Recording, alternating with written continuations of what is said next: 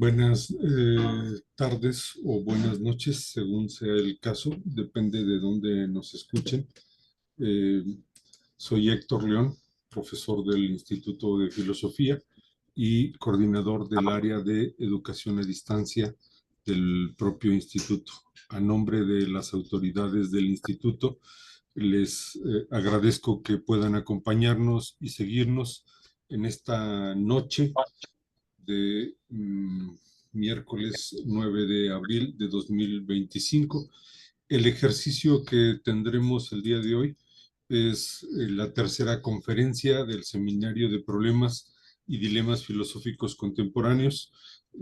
La sesión, la tercera conferencia, la presenta colega, profesor docente del Instituto de Filosofía, a quien saludo y agradezco su presencia en este espacio. Mario, buenas noches, bienvenido y gracias. Buenas noches, Héctor. Buenas noches a todos y todas los presentes. Antes de ceder la palabra a Mario, quien hará la presentación de su conferencia, debo decir un par de cosas que son importantes. Lo primero es, seminario es un espacio donde el instituto busca promover, divulgar la filosofía. La apuesta que tenemos es que lo que piensan quienes participan en esta comunidad académica pueda ser promovido y divulgado en un contexto donde las humanidades no tienen el debido reconocimiento, incluso donde hay una suerte de ninguneo, desconocimiento de otras academias o de las propias autoridades, en este caso educativas. Esta es la razón de ser de este espacio. En ese sentido, quienes presentan, quienes son ponentes, lo hacen de manera voluntaria, con una suerte de ejercicio de promoción y divulgación. El espacio tiene una dinámica. En principio, el maestro Mario Lozano tendrá un tiempo estimado de 30 a 40 minutos para su exposición. No, me ha dicho que no utilizará una presentación, vamos a escuchar una conversación y después de eso, en mi función de moderador, haré un comentario, un breve diálogo con él para después que podamos tener diálogo todos los que aquí estamos. En principio, este ejercicio tendrá un tiempo estimado de 1 hora 30 minutos, máximo 2 horas, después de lo cual tendríamos que cerrar el ejercicio. Una vez que he explicado la dinámica, presento a Mario. La ponencia que nos presenta Mario está titulada La filosofía frente a las pseudoterapias. Vamos a ver de qué va este planteamiento. El planteamiento de un colega que lo mismo es profesor de filosofía, que apasionado, lo voy a decir así, un apasionado de la psicología, realizó estudios de psicología y no se ha distanciado de ese mundo.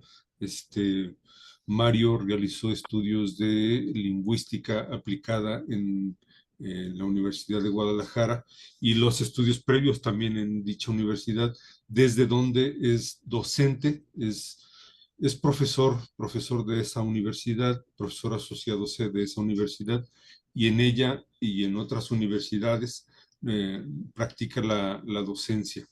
Debo decir que Mario lleva una cantidad considerable de años siendo docente del Instituto de Filosofía, particularmente en la modalidad escolarizada, donde acompaña cursos como epistemología, lógica, filosofía del lenguaje, filosofía de la naturaleza, que son las materias fundamentales que acompaña en el Instituto de Filosofía.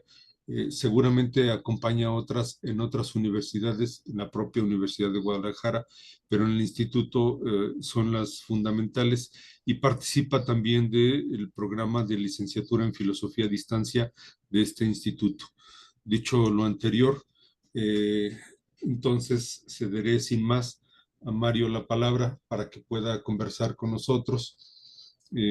Estimado Mario, muchas gracias por este espacio, por este ejercicio.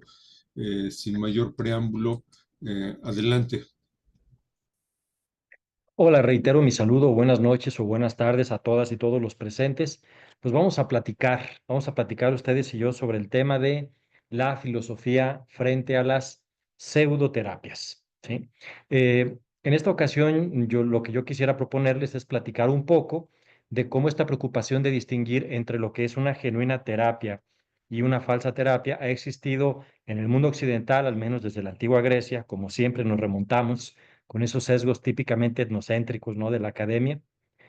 Posteriormente les platicaré sobre la diferencia entre ciencia y pseudociencia y de ella pasaremos a la diferencia entre terapia y pseudoterapia, porque son temas completamente correlacionados. Pues vamos a comenzar, si les parece, y luego haremos un balance final de lo que habremos platicado ustedes y yo. La medicina antigua de los griegos en el siglo V antes de Cristo, si ubíquense más o menos la época de Sócrates y un poquito antes, vivió una época donde se enfrentaban, convivían y se enfrentaban dos formas generales de entender la medicina. Por un lado, la medicina especulativa o filosófica, cultivada principalmente en la Magna Grecia, en la zona itálica de la antigua Grecia, en ciudades como Agrigento y Tarento, y la otra concepción de la medicina como la medicina técnica o artesanal, más bien de la parte jónica de Grecia, de lugares como Kos o como Rodas. ¿Sí? Bueno, la escuela médica itálica había hecho uso de los cuatro elementos de Empédocles para explicar la salud y la enfermedad, la vida y la muerte, cayendo en lo que luego algunos autores considerarían como un dogmatismo que olvidaba la experiencia concreta y que específicamente Hipócrates y los seguidores de Hipócrates, el gran médico griego de esta época, denunciarían en un texto que pertenece al llamado Corpus Hippocraticum, ese grupo de textos atribuidos a Hipócrates, aunque en realidad más bien son parte de la escuela hipocrática, seguramente hubo varios autores que nutrieron, que alimentaron este conjunto de obras. Una de ellas, por ejemplo, la llamada la antigua medicina, denuncia ese dogmatismo de la medicina itálica y reivindica para la medicina un estatuto antidogmático e independiente de la filosofía de Empédocles.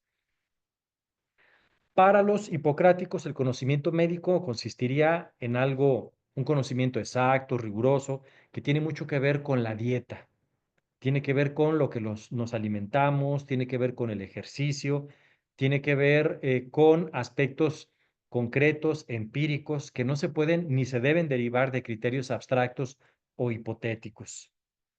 El razonamiento médico entonces no debe versar sobre la esencia del ser humano en general, sino sobre las causas específicas de la aparición de la enfermedad, por ejemplo, o de cosas similares. ¿Sí? En el texto llamado Las epidemias, se muestra en especial aquella precisión que Hipócrates exigía del arte médico y el método del empirismo positivo en funcionamiento como descripción sistemática y ordenada de diversas enfermedades, una especie de epidemiología, ¿no? Eh, Después de Almeón, si en verdad fue el fundador de la escuela, la calidad de la medicina pitagórica declinó. Es lo que opinan algunos autores. Disminuyó la observación y aumentó la especulación. Filolao de Tarento, es otro pitagórico en la zona de Italia, ¿sí? Que vivió hacia fines del siglo V, demuestra esta nueva tendencia. Sus opiniones se vinculan más bien a la filosofía que al arte de curar. Los pitagóricos atribuyen especial importancia al número 4. Filolao supuso que los órganos principales del cuerpo humano habían de ser cuatro. La elección de los órganos y su número obedecía a consideraciones puramente filosóficas. Como todos los seres vivos tienen la propiedad de reproducirse, incluyó también a los órganos sexuales. Luego, tras adoptar una clasificación de las cosas vivientes en plantas, animales y el ser humano, pone como otros órganos importantes al ombligo, el asiento, supuesto asiento de la vida vegetal, y que enlaza al ser humano con las plantas, al corazón, que sería el asiento de las sensaciones, que enlaza al ser humano con los animales, y al cerebro, el asiento de la razón, que es el que eleva al ser humano por encima de todos los demás seres. Esta interpretación, ciertamente arbitraria, pretende señalar al hombre su lugar en la estructura de la naturaleza, y la elección de los órganos principales estaría determinada por esa tendencia filosófica. Bueno, hemos de decir que desde el punto de vista del médico práctico podía haber sido más útil conferir un lugar menos importante al ombligo, por ejemplo, y decir algo más del hígado, de los pulmones. Y si esto es pedir demasiado a estos médicos itálicos, por lo menos debe señalarse que si el filósofo no hubiera olvidado el vínculo entre el médico y la cocina, no se podría haber olvidado, por ejemplo, del estómago, ¿sí? Algo que era muy importante en la antigua Grecia, el considerar que lo que tú comes determina en buena medida tu salud. ¿Sí? Fue en la escuela de Empédocles de Agrigento. Agrigento, ubíquenlo, se encuentra geográficamente en la actual Sicilia, al sur de Italia, donde la cosmología produjo estos efectos en el arte de curar. ¿Sí? Aquí se suponía al hombre, como a todo lo demás, formado por esos cuatro elementos. Esta doctrina de los elementos incluía una teoría de sus cualidades características. La tierra se calificaba como algo frío y seco, el aire como caliente y húmedo, el agua como fría y húmeda y el fuego como caliente y seco. Las alteraciones térmicas del cuerpo humano, igual que las de las otras cosas, se atribuían a un exceso o a un defecto de alguna de esas cualidades. O sea que si tú enfermas de cierto padecimiento, es porque tienes un exceso, por ejemplo, si tienes fiebre, tienes un exceso de calor. Si tienes escalofríos, lo que tienes es un exceso de frío. ¿Sí? ¿Qué remedio sugeriría el médico, este médico especulativo que era a la vez filósofo? ¿No recomendaría una dosis de calor para curar el escalofrío y una de frío para curar la fiebre? Bueno, efectivamente, era el tipo de cosas que molestaban a los médicos hipocráticos. Sí, estamos hablando pues de una competencia entre lo que podríamos llamar la pseudomedicina itálica frente a la medicina empírica hipocrática jónica, ¿sí?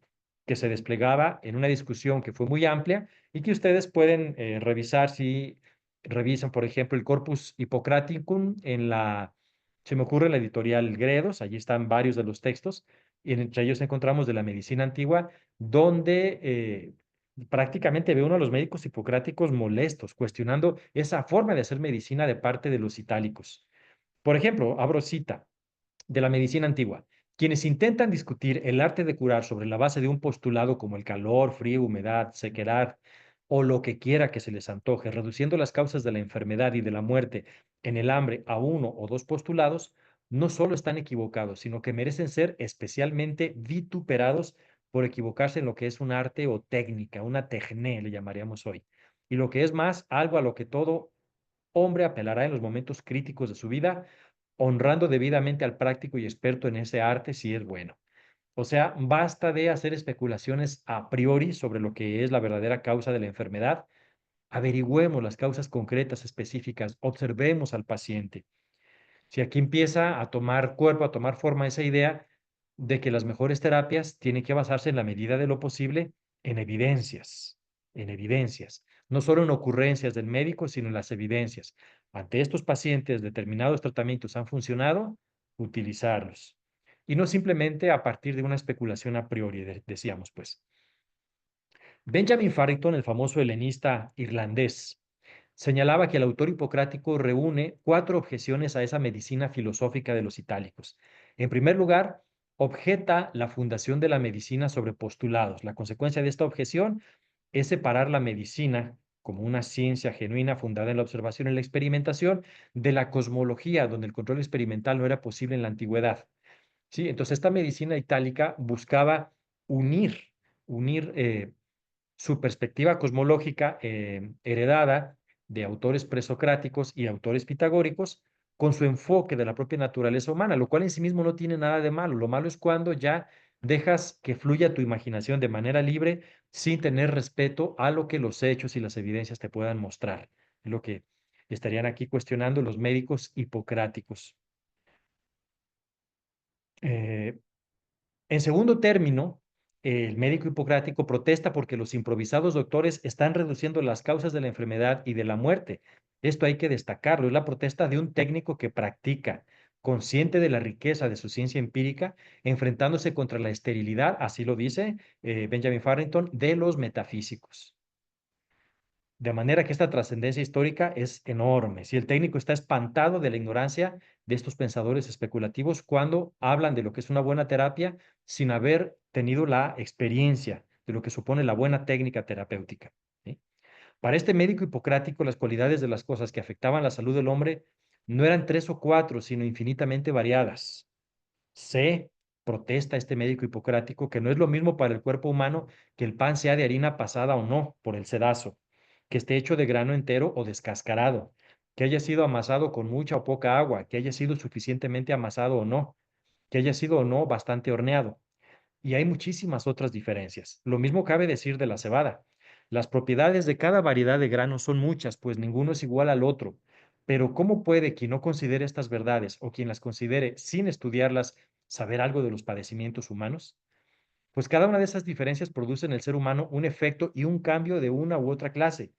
Y sobre todas esas diferencias debe basarse la dietética del hombre sano, enfermo o convaleciente. Si ustedes se fijan, hay principios farmacológicos que empiezan a asomarse, ¿no?, en la reflexión del médico hipocrático. Eh, la tercera razón del fastidio del médico hipocrático era no que el filósofo metido a médico en la zona itálica se equivocara, sino que lo hiciera en una técnica o arte en especial. La razón que hace que no se justifique la ignorancia de la tecné es que ningún conocimiento merece el título de tecné a menos que dé resultados. O sea, una verdadera técnica lo es en la medida en que es eficaz, en la medida en que funciona. Si tú simplemente te basas en especulaciones a priori, sin considerar si esto está funcionando o no en la práctica, no estás ejerciendo debidamente tu técnica, tu tecné. ¿Sí? Aquí se advierte, por supuesto, el justificado orgullo del artesano experto, que nos demuestra que la ciencia antigua no se ensayó en el laboratorio, sino en la práctica.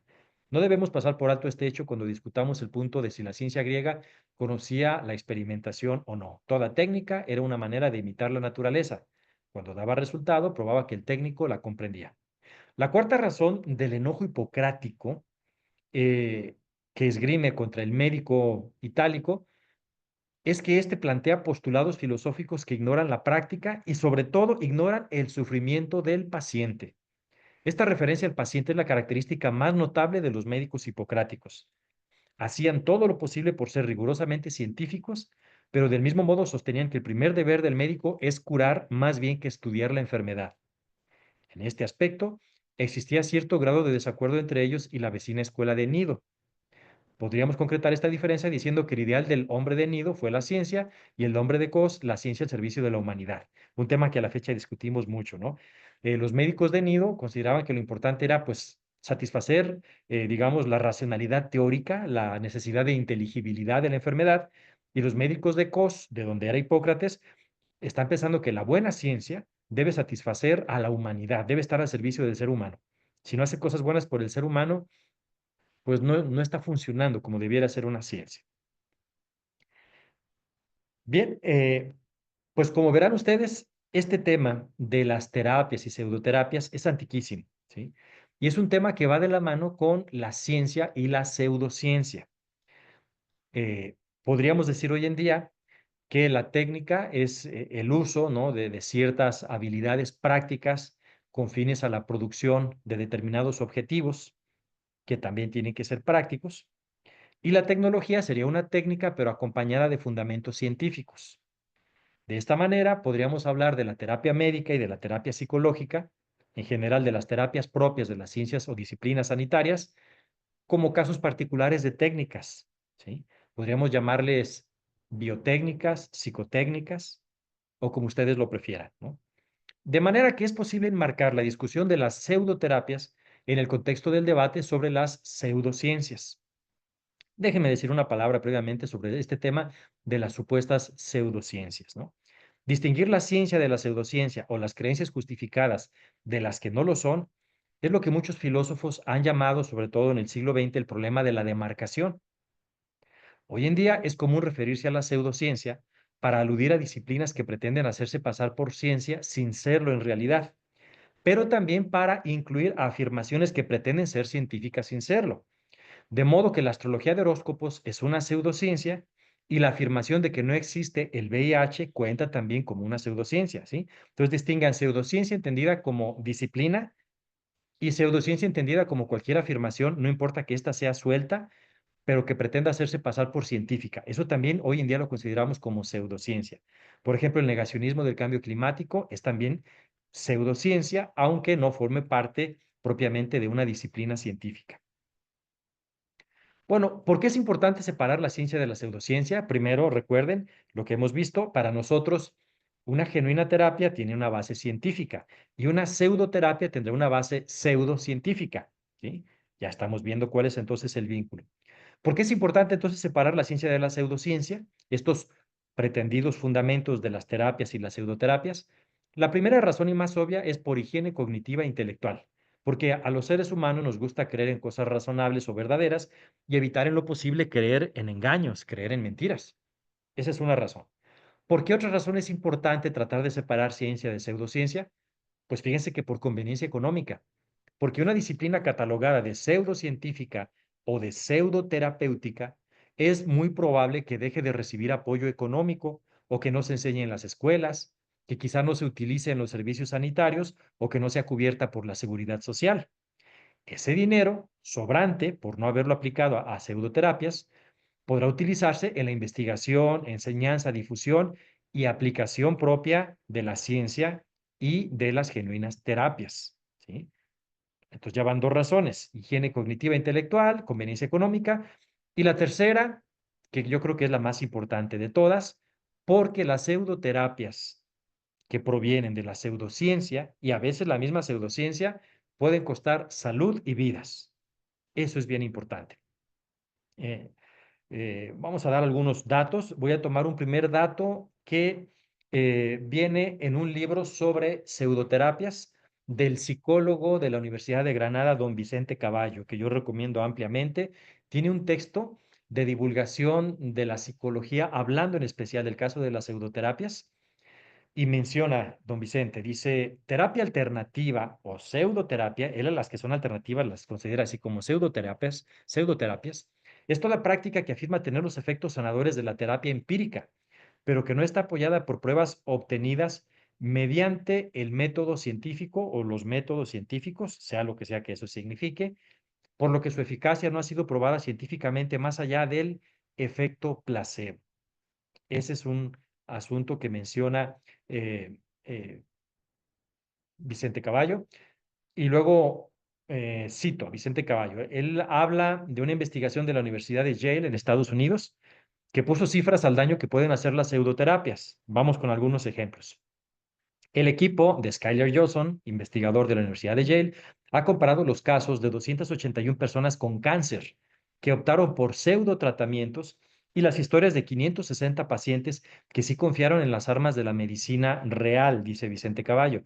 La medicina real para el cáncer sería la quimioterapia, radioterapia, cirugía, terapia hormonal, etcétera. Combinaciones de las anteriores también, ¿no? Dice Vicente, los resultados fueron los pelos de punta. Las mujeres con cáncer de mama que se abrazaron a la medicina alternativa aumentaron su riesgo de muerte un 470%. ¿Sí? Los pacientes de cáncer colorectal compraron un 360% más de papeletas para morir, dice él, al creer a ciegas en las prácticas pseudomédicas. Y los de cáncer de pulmón, con peor pronóstico en general, un 150%. O sea, esto será más fácil que murieran incluso tratados con medicina científica. Aún así, la tasa de mortandad es mucho mayor para quienes tomaron pseudotratamientos que para quienes sí los tomaron. Otro dato que quisiera yo acá platicarles. eh, Algo que vivimos recientemente ustedes y yo, por ejemplo, un artículo reciente de un autor, Gia y otros autores, sostiene que el antivacunacionismo frente a la COVID-19 que vivimos en 2020 se relaciona con más de 200,000 muertes tan solo en Estados Unidos, ¿sí? 200,000 muertes que pudieron haberse evitado si la gente se hubiera vacunado. Piénselo, acá hablábamos de pacientes con cáncer cuya esperanza de vida disminuyó notablemente por haberse abrazado a los pseudotratamientos. En este caso estamos hablando de personas que creen que las vacunas pueden causar autismo o que las vacunas contra la COVID-19 contenían chips que podrían estar navegando en nuestros cuerpos para alterar nuestras funciones cerebrales y controlarnos a través del nuevo orden mundial. Todo ese tipo de teorías conspiracionistas que abundaron como parte de la desinformación, de la infodemia. Desinfodemia, tendríamos que decir, desinformación que se volvió también una pandemia en la época de la COVID-19. 200,000 muertes en Estados Unidos. Imagínense en el resto del mundo. El negacionismo del VIH fue un movimiento también muy fuerte en el mundo hace ya unos 20 años, costó solo en Sudáfrica más de 300,000 muertes. Esto está documentado. Les pregunto yo a ustedes, los invito a que piensen las y los invito, imaginen ahora las consecuencias que tendrá el negacionismo del cambio climático, que es una ideología pseudocientífica muy presente en el lobby que acompaña de supuestos intelectuales que acompañan a Donald Trump, ¿no? A este presidente norteamericano, que van a seguir apostando a la quema de combustibles fósiles, al petróleo, al gas, y a no hacer ese cambio, esa transición que hubiéramos esperado muchos hacia las energías verdes. Ellos no.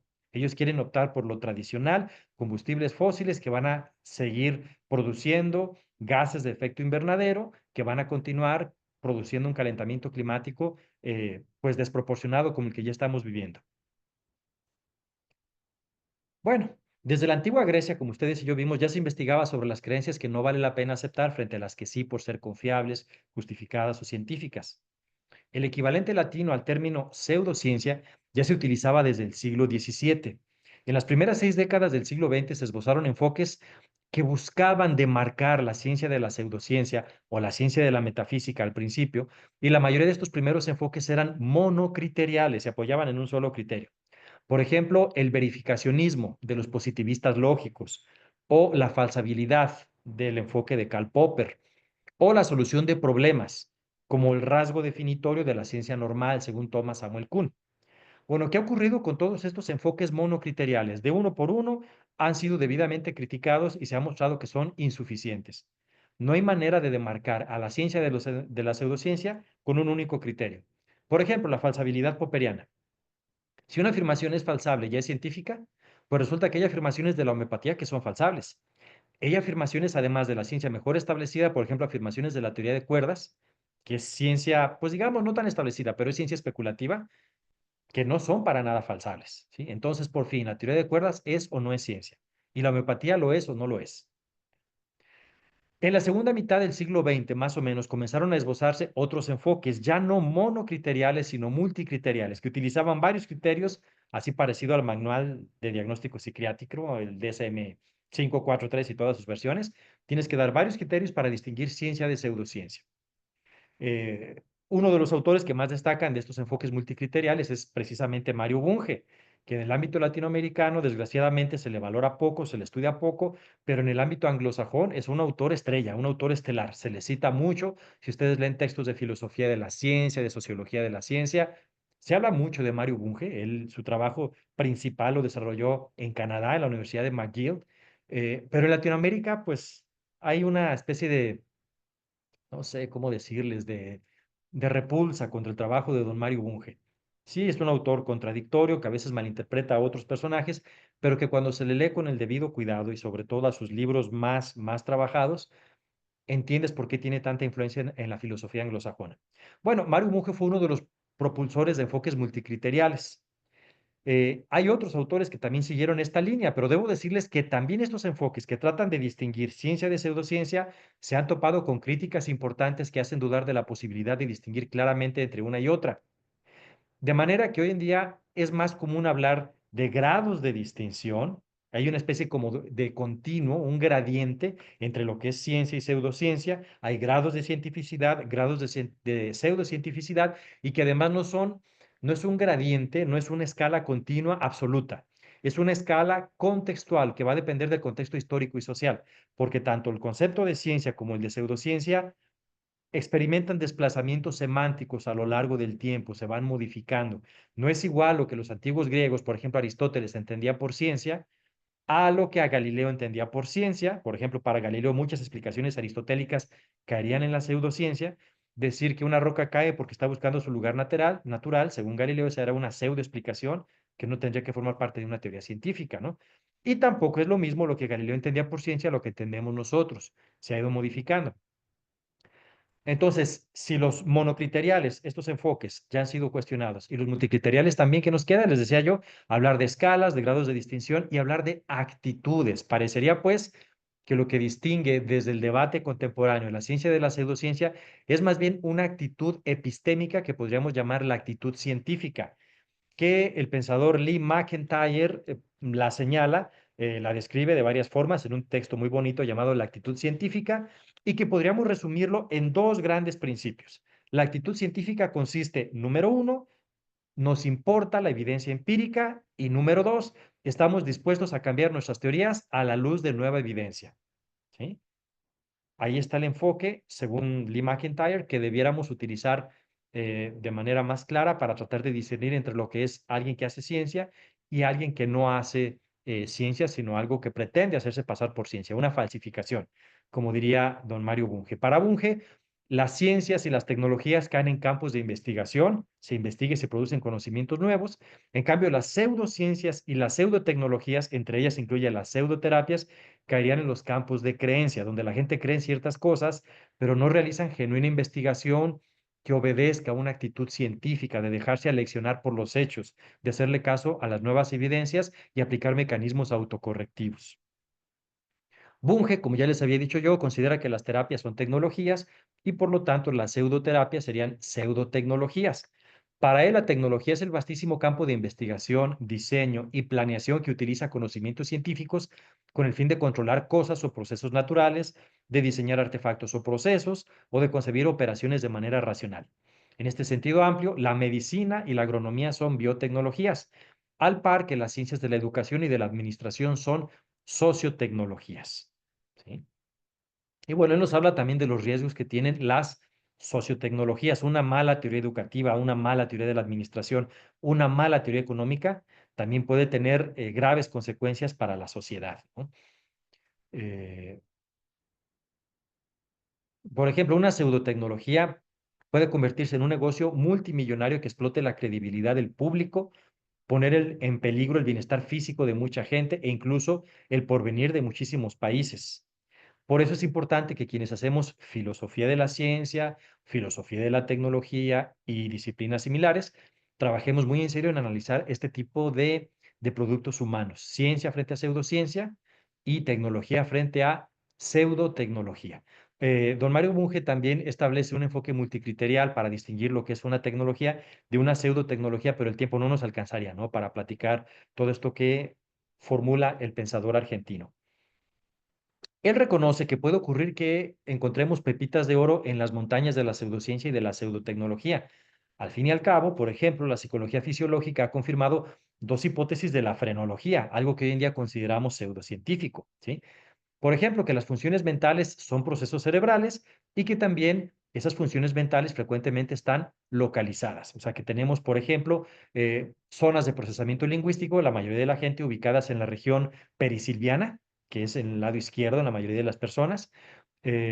O, por ejemplo, hay procesos olfativos y gustativos que se desarrollan en la zona, bueno, arriba de la lóbulo frontal, no recuerdo la zona exactamente el nombre, pero que también tiene zonas de localización que hoy en día consideramos web funcionales o engranajes neuronales.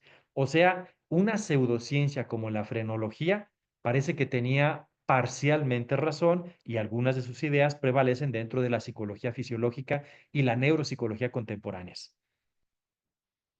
¿Qué sería una pseudoterapia entonces? Sería una práctica que pretende ser terapéutica sin serlo y que carece pues de fundamentos científicos. Déjenme platicarles ahora de pseudoterapias, en particular psicológicas. Pseudoterapias médicas hay muchas, ¿no? Piensen ustedes, bueno, tradicionalmente se considera al Reiki, a la homeopatía, eh, a la iridología, al biomagnetismo, pero voy a platicarles más de pseudoterapias psicológicas. ¿Sí? Se cree hoy en día, no todos los psicólogos están de acuerdo en eso, quiero que lo sepan las psicólogas, los psicólogos, tenemos un debate muy amplio sobre cuáles serían las mejores o las peores terapias, pero en fechas recientes, sobre todo desde los años 90 para acá, ha tomado cada vez mayor fuerza el movimiento de promover las terapias basadas en evidencias.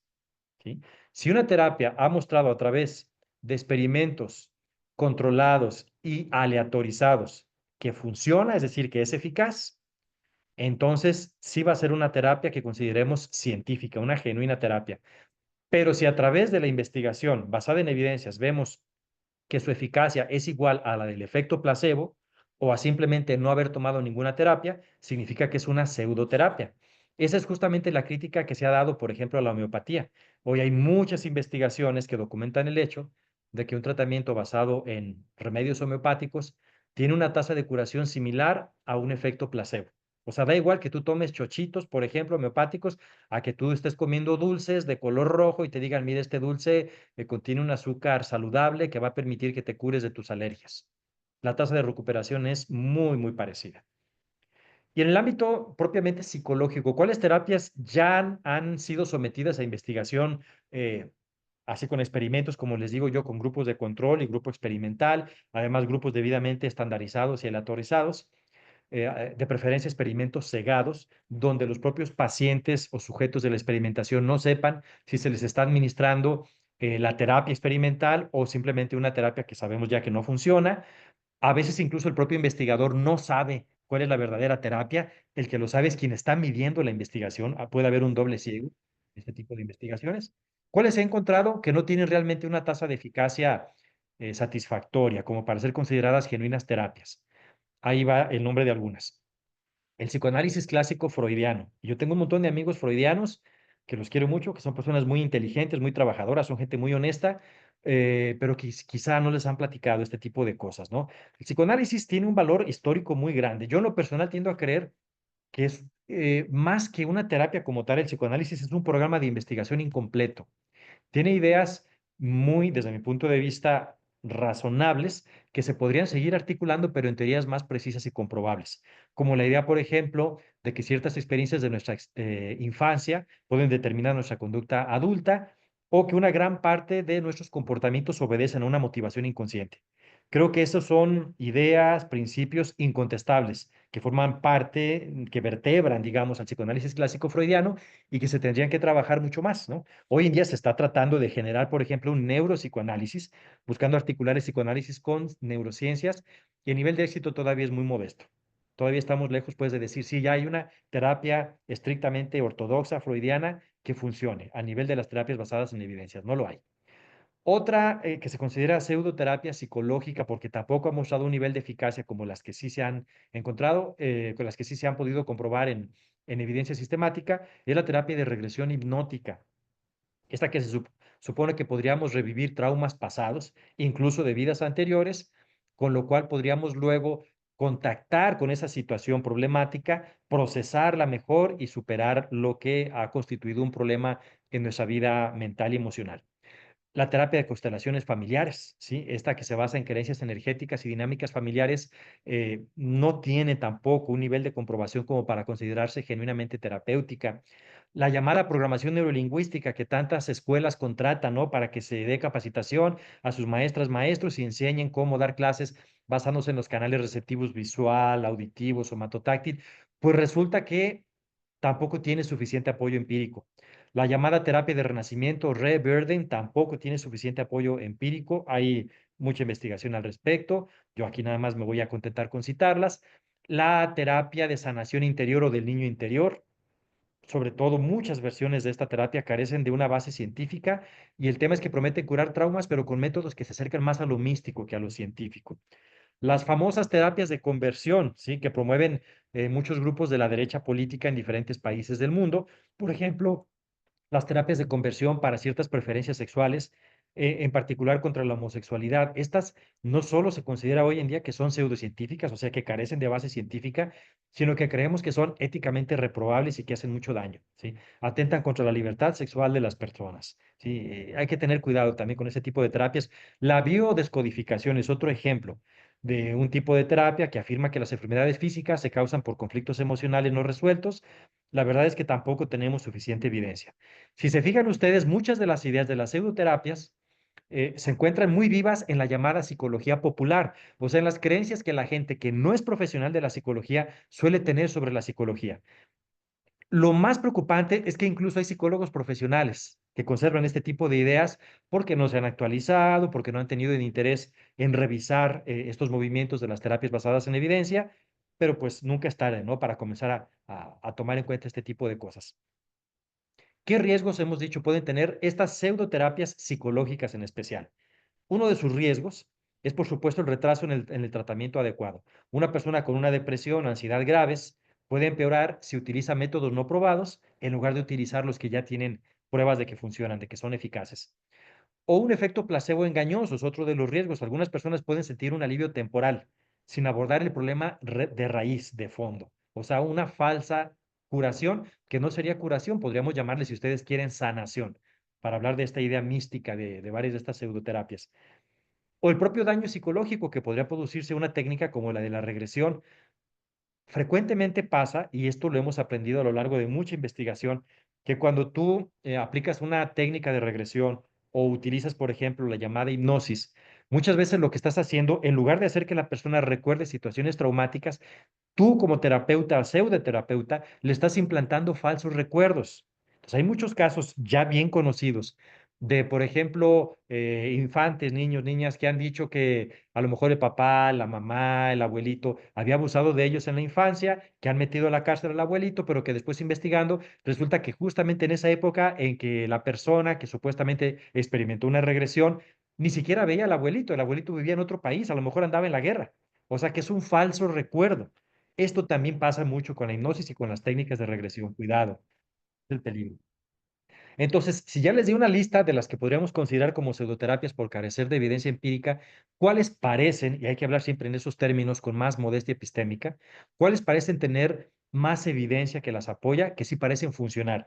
O sea, ser eficaces a nivel experimental y además ser efectivas cuando se aplican a todo el público en general, ya no solo a sujetos experimentales, sino a la población en general. Pues las llamadas, por ejemplo, terapias cognitivo-conductuales, ¿sí? Que originalmente eran conductuales, luego vienen también métodos cognitivos, ya formando lo que llamamos la segunda generación de terapias basadas en evidencia. Luego las terapias de la llamada tercera ola o tercera generación, como la terapia de aceptación y compromiso, la terapia dialéctica conductual. Y aquí viene una psicoterapia bien interesante sobre la que solo podemos problematizar, pero no podemos ir más lejos. Déjenme platicarles de esta terapia. Hay una terapia que conocida por sus siglas como EMDR, traducido al español sería algo así como desensibilización y reprocesamiento a partir del movimiento ocular, ¿sí? La terapia EMDR. ¿Qué tiene de especial esta terapia? Número uno, funciona. Número dos, se basa en una teoría muy loca. O sea, parece tener un lado pseudocientífico y un lado terapéutico positivo, pero un lado científico no tan positivo. La señora, creo que era Florence Shapiro, en cierta ocasión tenía mucho malestar emocional, esto pasó en los años 90, estaba caminando y toda esa sensación de malestar empezó a desaparecer, a mitigarse, y notó que esto ocurría en la medida en que movía sus ojos a ciertas direcciones. A partir de ello, ella empezó a escribir y a experimentar consigo misma y con otras personas y formuló la terapia que hoy llamamos la terapia EMDR, terapia de desensibilización, les decía yo, y reprocesamiento por movimiento ocular, en la que cuando tú vas al terapeuta, te da ejercicios para que tú sigas cierto objeto con tus ojos y luego a estimular zonas del cerebro a partir, por ejemplo, del contacto con tus rodillas o de ciertas zonas de la sien, ciertas zonas del cuerpo. Según esta terapia, lo que tú estás haciendo es a través del contacto táctil o de las miradas o de los sonidos también que te pueden estar emitiendo a alguno de tus oídos, al izquierdo o al derecho, podemos estar activando zonas cerebrales que ayudan a reorganizar las creencias, toda la cognición que se encuentra en nuestro cerebro, de manera que se ponga más saludable, ¿sí? Esta teoría como tal, la verdad es que suena muy alocada, suena muy poco razonable. El punto es que cuando tú analizas las evidencias, ¿qué creen? Funciona. Funciona, por ejemplo, para estrés postraumático, funciona para ansiedad, funciona para depresión. Entonces, este tipo de terapias nos tiene vueltos de cabeza, ¿sí? Distingan ustedes las pseudoterapias de las que tenemos evidencia que no funcionan, las terapias de las que tenemos evidencia que funcionan y se basan en teorías razonables, y terapias como la EMDR que funcionan, pero tienen teorías, pues, que parecen fantasiosas. Estas resultan un espacio bien interesante para la reflexión filosófica. ¿Qué es lo que hace que este tipo de terapias cuestionables como la MDR funcionen? Y algo más, quiero complicarles la vida ya para cerrar esta charla que quería yo plantearles. Resulta que muchas de las terapias tradicionales, ya les hablé de la cognitivo-conductual, ya les hablé de la terapia de aceptación y compromiso, pero resulta que también terapias tradicionales como la humanística, que tiene también muchas vertientes, o la psicodinámica, que es una combinación de un poquito de psicoanálisis para el diagnóstico, pero con muchas otras técnicas para el tratamiento y el pronóstico, resultan tener un nivel de eficacia muy modesto, pero muy similar. ¿Cómo es eso? Sí, o sea, teorías psicológicas diferentes que dan lugar a técnicas terapéuticas distintas producen un nivel de eficacia, un nivel evidencial de eficacia similar. ¿Cómo? O sea, que si yo voy con el terapeuta cognitivo-conductual para tratar a lo mejor mi estrés postraumático de una situación traumática que me dejó totalmente ansioso, y luego voy al terapeuta de aceptación y compromiso, y luego voy al terapeuta humanista, y luego al terapeuta gestaltista, ¿es probable que me funcionen de similar manera? Sí, es muy probable. Fíjense que eso nos tiene vueltos de cabeza. Entonces, si diferentes escuelas psicológicas promueven diferentes terapias y vemos que muchas de esas terapias son eficaces, ¿qué es lo que tendrán en común? Bueno, este fenómeno dentro de la literatura psicológica consolidada lo llamamos el efecto dodo. Tal vez recuerden el pájaro dodo, ese pájaro bobalicón que aparece por allí en la era del hielo, ¿no? Un pájaro que también figura por allí en Alicia en el País de las Maravillas, esta obra literaria de Lewis Carroll. Se le llama efecto dodo precisamente por cómo este pájaro, de manera muy alocada y muy bobalicona, eh, organiza una carrera dentro del relato de Alicia en el País de las Maravillas, una carrera muy alocada donde finalmente todos han ganado y todos deben recibir premio. Prácticamente es lo que está pasando con muchas de estas terapias, que hay evidencia que apunta al efecto dodo, o sea, todas ganan y todas deben recibir premio. ¿Qué es lo que creemos que ocurre? Bueno, ¿qué tienen en común esas terapias que las vuelve genuinamente terapéuticas? Parece, por ejemplo, que en todas cuenta mucho la alianza terapéutica, o sea, la relación que la terapeuta, el terapeuta tenga con su paciente, ¿no? El vínculo de confianza, de empatía, de colaboración es fundamental para una recuperación psicológica. Las expectativas que se formen dentro de la terapia y la propia fe del paciente cuenta. O sea, el efecto placebo, hay que decirlo, el efecto placebo está presente en la mayoría de estas terapias. Además, el tema de la exposición a las emociones, aunque las terapias lo llamen distinto. Por ejemplo, el psicoanálisis lo llamará catarsis, la terapia cognitivo-conductual lo llamará exposición. Todas ayudan al paciente a procesar emociones reprimidas o evitadas. El fenómeno también de la reestructuración cognitiva, por ejemplo, mediante la identificación de pensamientos irracionales en una terapia cognitivo-conductual o a través del insight, esta comprensión súbita de las causas inconscientes de cierto conflicto, de cierto deseo reprimido que se puede utilizar en la psicodinámica. Resulta que todas estas promueven un cambio en la interpretación de la realidad y estos cambios en la interpretación de la realidad pueden producir mejoras sustanciales. Fíjense qué interesante. El tema de la activación conductual, esto lo tienen en común todas estas terapias. El hecho de fomentar que el paciente salga de su actitud pasiva. Siempre es mejor hacer algo que no hacer nada. Hacer ejercicio, socializar, por ejemplo, para superar depresiones, para superar ansiedades. El mantener una narrativa coherente, esto ayuda también al paciente a organizar su experiencia caótica a través de una historia que le da sentido a su vida, que le da sentido a la problemática. Si ustedes se fijan, este tipo de características que tienen en común las terapias que se consideran eficaces, pues las podríamos encontrar, por ejemplo, en una consultoría filosófica, ¿sí? O sea que entonces, no solo las terapias psicológicas, sino también consultorías de otro tipo, como las que muchos filósofos llevan a cabo, podrían tener ese material común que da lugar a lo que llamamos el efecto dodo. O sea, todos ganan porque todos funcionan finalmente. Eh, Pues yo quisiera cerrar, ya no quiero prolongar más esta intervención, solo para decirles que hoy en día el tema de la división entre ciencia y pseudociencia, lo último que se discute es hablar de un gradiente, les decía yo, o sea, una línea de continuidad entre ciencia y pseudociencia. Hay casos claramente científicos, casos claramente pseudocientíficos, pero hay casos intermedios que no podríamos saber si son pseudociencia o más bien ciencia mal aplicada. Lo mismo aplica para terapias. Hay terapias claramente ubicadas que tienen evidencia a su favor, hay pseudoterapias, pero hay casos intermedios como la EMDR, la terapia de movimiento ocular, que parecen tener una teoría pseudocientífica, pero al mismo tiempo son eficaces. Es parte de lo que tenemos que discutir en la agenda académica, ¿no? Son cosas que tenemos ahí pendientes. Y la filosofía tiene mucho que aportar con nuestros análisis conceptuales y con, pues, la filosofía de la ciencia tiene actualmente un enfoque más naturalizado a partir sobre todo de la influencia de Thomas Kuhn.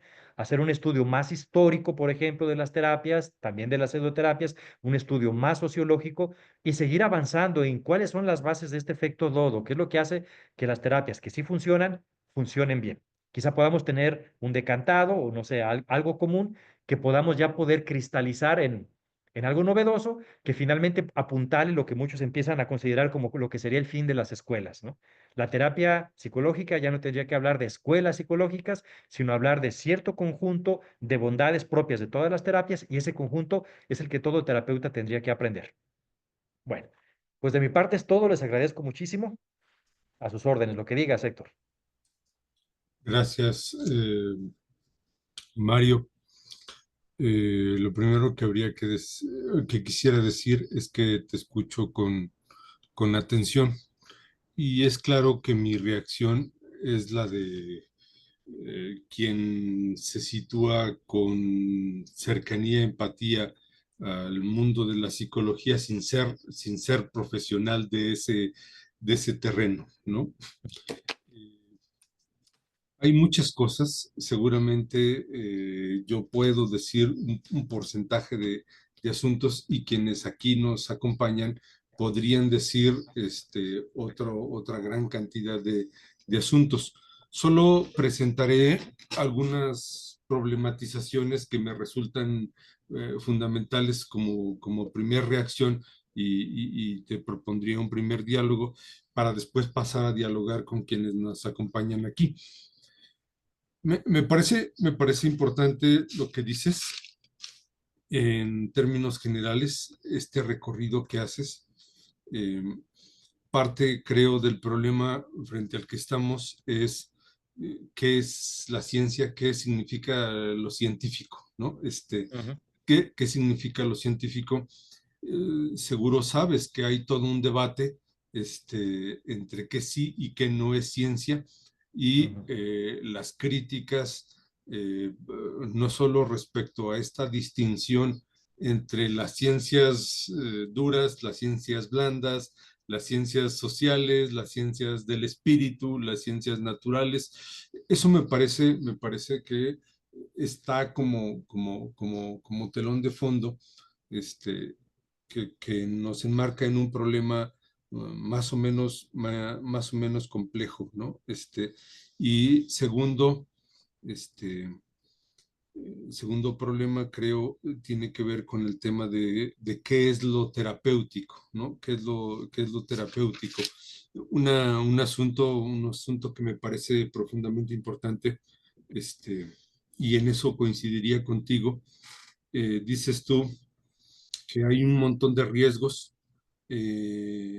cuando un profesional o una persona eh, recomienda, sugiere, acompaña a otro a que realice acciones que merman, que ponen en riesgo su salud, ¿no? Eso me parece importante.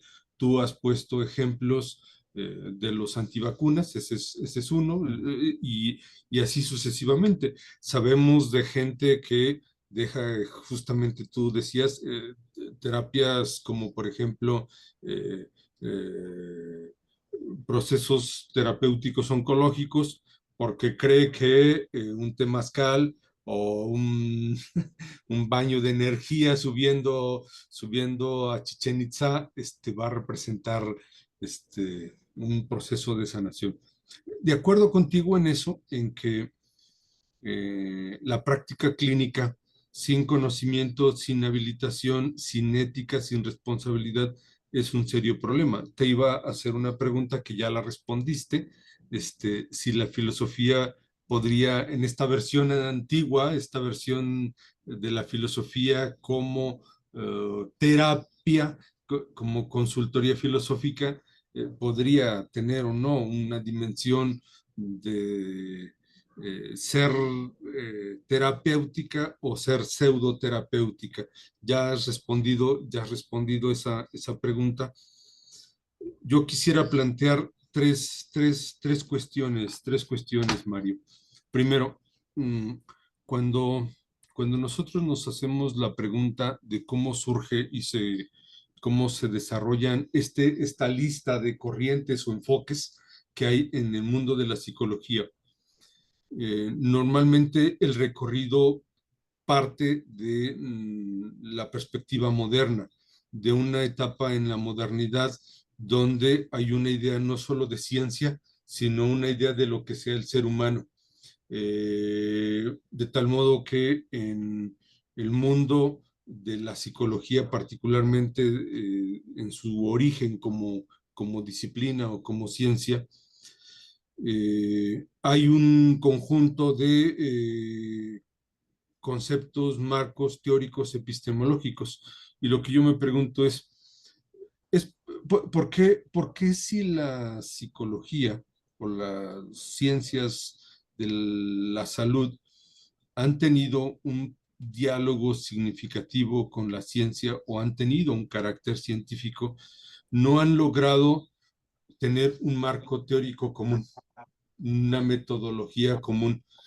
¿Por qué a veces nos topamos con terapias, con enfoques que trabajan lo mental y a veces no hablan de lo mental, sino a veces hablan de lo conductual y a veces hablan de lo psíquico? Por qué tenemos tantas ideas de esto que en algún momento en Aristóteles fue el alma, ¿no? Tantas ideas de lo que signifique alma, tantas ideas de lo que signifique mente, de tal modo que incluso hoy seguro sabes que se habla de mentes o de cerebros, exocerebros, ¿no? Cosas bien complicadas. Y eso nos genera un problema, no sé si es problema, creo que sí lo es, porque hay visiones, no sé si marcadamente individualistas, que concentran el ejercicio terapéutico en el individuo, solo el individuo, y a veces no se considera el contexto y otras veces no se considera el entorno, el sistema, ¿no? Esto que tú estabas señalando, ¿no? Que un individuo no puede ser comprendido desde mi perspectiva al margen de su contexto y de sus relaciones. Incluso a veces hay visiones, no sé si marcadamente racionalistas. Esa sería como una primera consideración. Y una segunda consideración es, ¿qué pasa, Mario, cuando lo científico, cuando la ciencia, y quiero pensar que también en el caso de las llamadas psicologías científicas, se subordinan a las lógicas de poder? Cuando estas investigaciones que tú mismo señalas están subordinadas, por ejemplo, a los poderes fácticos. Voy a poner dos ejemplos. ¿Por qué no ponerse, por ejemplo, a las vacunas cuando en la época de la COVID-19 la industria farmacéutica se subordinó a las lógicas de capital y, y la vacunación se dio en ciertos sectores, ¿no? Donde los criterios no eran necesariamente criterios bioéticos, sino criterios racistas, economicistas. Qué pasa, Mario, cuando eh, la investigación científica eh, carece de objetividad porque la objetividad se construye a partir de definiciones políticas, ¿no? De definiciones políticas, ¿no? Cuando toda la investigación, lo que se investiga no es resultado de responder a una necesidad o a sí, a una necesidad, una exigencia humana, sino a un criterio político.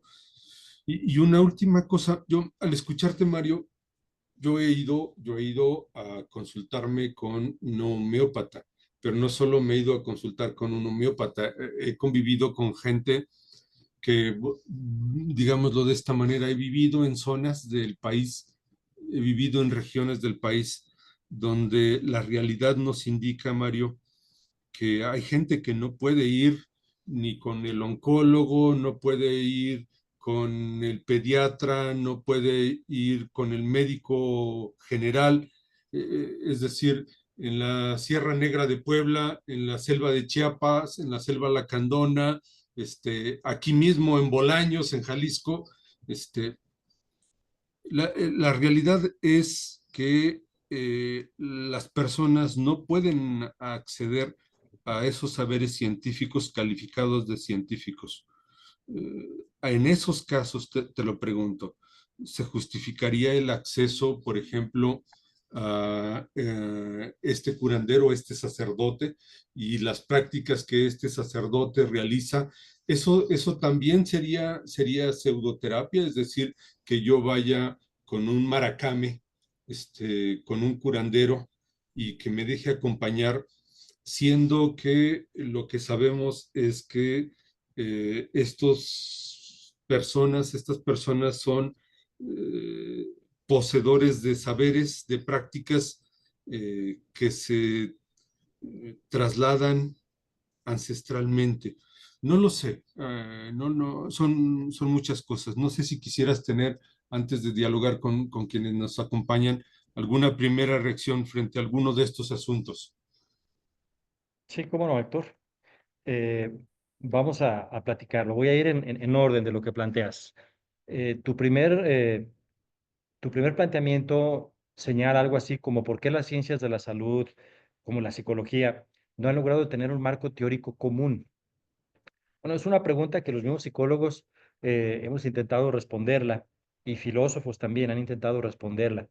¿Por qué tenemos diversos enfoques? Desde su nacimiento se suele considerar que como disciplina científica surge en 1879 cuando Wilhelm Wundt monta el primer laboratorio experimental de investigación psicológica en la Universidad de Leipzig, en Alemania. Wundt cultivaba un enfoque que hoy llamaríamos estructuralista, estudiar la estructura de la mente. Poco después, algunos estructuralistas alemanes viajan a Estados Unidos y acá en Estados Unidos hay una especie como de diáspora, muchos escapan del estructuralismo y empiezan a darle forma al enfoque funcionalista, otros a un enfoque llamado, hoy le llamaríamos asociacionista, que es como precursor del conductismo. Después ya vendrían escuelas como la conductista, precisamente, como la gestáltica, como el psicoanálisis. Ha habido una diversidad como marca de fábrica propia de la psicología. A la fecha subsiste esa diversidad, aunque ya no es, creo yo, la psicología reconocida académicamente, no tiene una diversidad quizá tan fuerte como la tuvo en el pasado. Tendría que analizarse esto con un poquito de más calma. Pero, por ejemplo, hoy en día no hay estructuralistas. En el sentido buntiano, no hay funcionalistas. En el sentido de Dewey, de William James, no hay funcionalistas en ese sentido. Asociacionistas en el estilo de Thorndike o de Iván Pavlov, no. Sus principios se han incorporado al conductismo, eso sí hay. Actualmente hay análisis de la conducta, es una de las escuelas más fuertes en psicología. Hay psicología cognitiva, que es también otra de las más fuertes, y hay neuropsicología. Son las tres fuertes. Si tú me preguntas por las revistas científicas de psicología y el tipo de artículos que publican, son de estas tres escuelas. ¿Dónde queda el psicoanálisis? El psicoanálisis ha sido absorbido por las humanidades.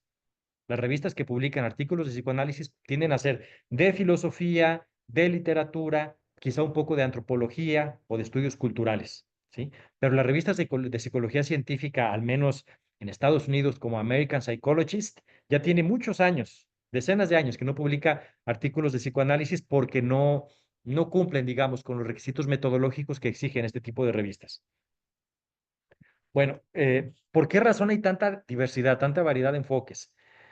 La respuesta completa creo que todavía no la conoce nadie, pero creo que una parte importante de esa respuesta tiene que ver precisamente con que la propia psicología como tal es una ciencia social y natural a la vez. O sea, es una ciencia de la salud en tanto aplicación terapéutica, pero la psicología como disciplina científica es una ciencia social y también es una ciencia natural.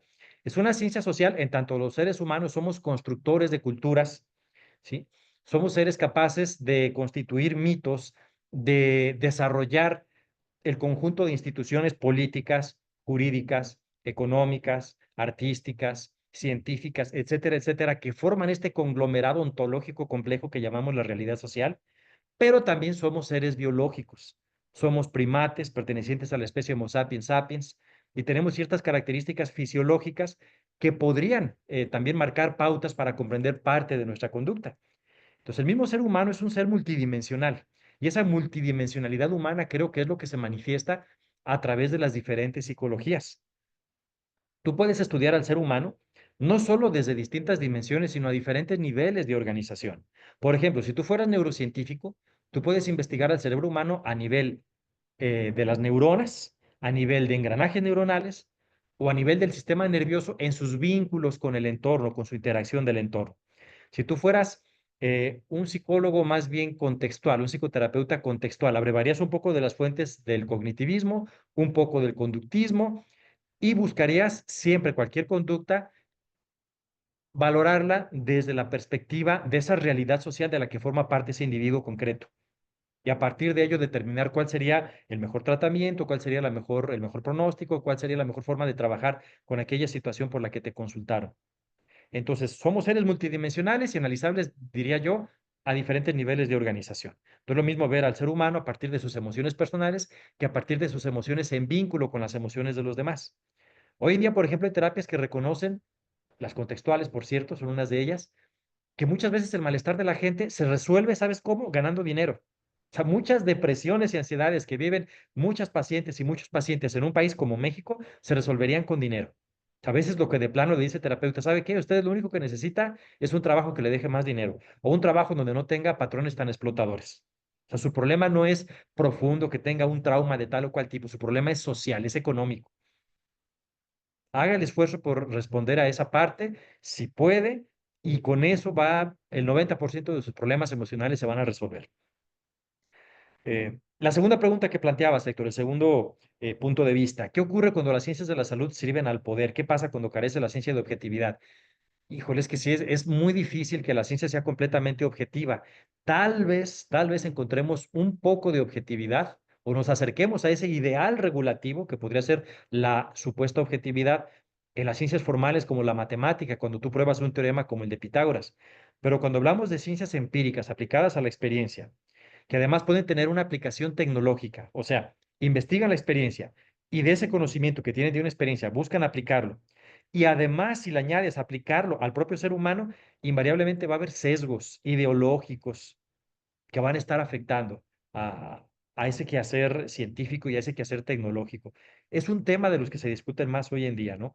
¿Cuál es el sistema de valores? ¿Cuál es la arquitectura axiológica de fondo que puede servir para una ciencia como la sociología, que puede servir para una ciencia como la psicología, que puede servir para incluso por un conjunto de doctrinas como la propia filosofía? ¿A qué poderes sirve la filosofía? La filosofía sirve a poderes instituidos, por supuesto. La filosofía que se enseña en muchos colegios, en muchas universidades, sirve a determinados poderes instituidos. La filosofía, igual que la ciencia, también tiene un gran problema con el asunto de la objetividad. Yo no sé si problema, es una característica. Voy a quitar la palabra de problema, es una característica. Lo peor sería que no nos diéramos cuenta de ello, ¿no? Yo diría que es un tema, por lo pronto, ineludible y buscaríamos como un ideal regulativo el tratar de no caer en este tipo de sesgos que sirven al poder, que sirven a ciertas estructuras instituidas, de para ver si pudiéramos ser lo más objetivos posibles como un ideal regulativo. Yo hablaría de la objetividad de igual forma que hablaría de la verdad, como meros ideales regulativos, o sea, como desideratum, como cosas deseables, pero que rara vez alcanzamos. ¿Sí? Tercer planteamiento que hacía Héctor, ¿qué pasa cuando la gente no puede acceder a la medicina científica, a la medicina mejor establecida? ¿Se justificaría acaso el acceso al curandero, al homeópata? Pues sí, es una pena, ¿no? Pero yo creo que en estos casos no hay alternativa. Cuando necesitas una solución rápida, aunque el curandero o el homeópata lo que te ofrezcan es un mero efecto placebo, aunque sea darles eso. El consuelo que te va a dar esa relación terapéutica, ese compromiso que estableces con la persona que te va a tratar, esa agenda que va a ayudarte a superar ese estado posible de pasividad que no mejora nunca las cosas. Creo que si hay una parte de justificación, nuevamente lo ideal sería que todo el mundo pudiéramos tener acceso a medicina, digamos, que cure realmente, a terapias genuinas, no a pseudoterapias, pero esto pues depende, ya es algo que no pasa por la ciencia, digamos, por la ciencia psicológica o la ciencia médica como tal, sino que es algo mucho más complejo, que tiene que ver con todo el replanteamiento, el rediseño de las instituciones, ¿no? Que nos hemos inventado los seres humanos. Es un problema sociopolítico, es un problema económico. Mientras prevalezca la desigualdad social, mientras exista tanta injusticia social en países como México, pues vamos a tener esa desigualdad de acceso a las oportunidades que te puede dar una buena educación, el acceso a la salud, el acceso a vivienda, el acceso a buena alimentación. Pues es algo de lo que tenemos que responder. Hay psicólogos que cultivan un enfoque que se llama psicología crítica, que tratan mucho este tipo de temas. Cómo la psicología tiene que interesarse todo el tiempo de esa misma realidad social que el ser humano se ha construido y que frecuentemente no hace sino perpetuar esquemas de dominio, esquemas que oprimen a unos grupos humanos a través de otros grupos humanos. ¿Qué tendría que hacer un buen psicólogo crítico, una buena psicóloga crítica? Pues trabajar con su paciente, pero buscando superar esas condiciones de opresión. O sea, parte de la sanación o de la salud, porque la palabra sanación tiene connotaciones más bien místicas, parte de la salud que tú buscarías proporcionarle a tu paciente pasaría precisamente por concientizarle del juego o del rol social que está jugando en este esquema de opresiones que el sistema social está dando. Entonces, la psicología crítica trata de satisfacer ese tipo de necesidades. Bien, no Gracias, sé si ya. Mario. No diré más para no acaparar el espacio. Quiero proponerles a quienes han publicado aquí en el chat algunos comentarios que si quieren tomar la palabra en primer lugar, incluso antes que Ernesto, que la acaba de levantar, porque me parece que los planteamientos que están señalando pueden ser importantes. Por ejemplo, Paul Sánchez ha planteado varios cuestionamientos. Pablo tiene una pregunta muy específica. No sé si Paul tiene disposición de hacer su comentario, reacción, réplica, pregunta, y junto con Ernesto hacer un par de intervenciones. ¿Me escucha, Paul? Bueno, mientras Paul reacciona, responde, eh, saludo a quienes nos están siguiendo en la plataforma Facebook. Estamos dialogando con el maestro Mario Lozano sobre la filosofía frente a las pseudoterapias. Este es el diálogo que estamos construyendo y ahora cederé un par de intervenciones. Si alguien tiene preguntas, reacciones o comentarios, levante preferentemente su mano virtual. Vamos con Ernesto mientras Paul reacciona. Adelante, maestro. Gracias, buenas noches.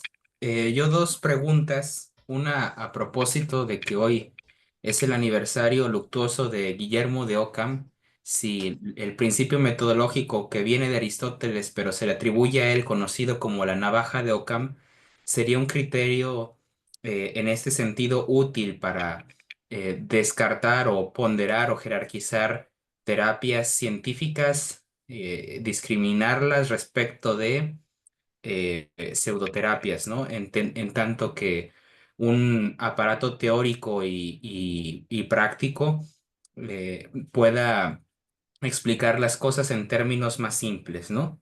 Y la otra es frente a la tendencia que es creciente en los últimos tiempos, creo que mayormente para bien, de ir a terapia psicológica, que todos vayamos porque a todos nos servirá para algo, que tengamos que trabajar, de conocernos mejor, etcétera.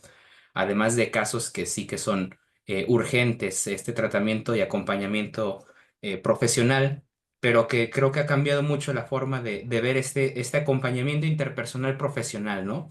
Porque antes se veía más como ir al psicólogo, como ir al loquero, porque estábamos locos, y ahora pues ya casi hasta se ve mal no ir al psicólogo. Y algunas personas incluso ponen como requisito para entablar una relación sentimental que ya haya ido a terapia, ¿no? Y cosas así por el estilo.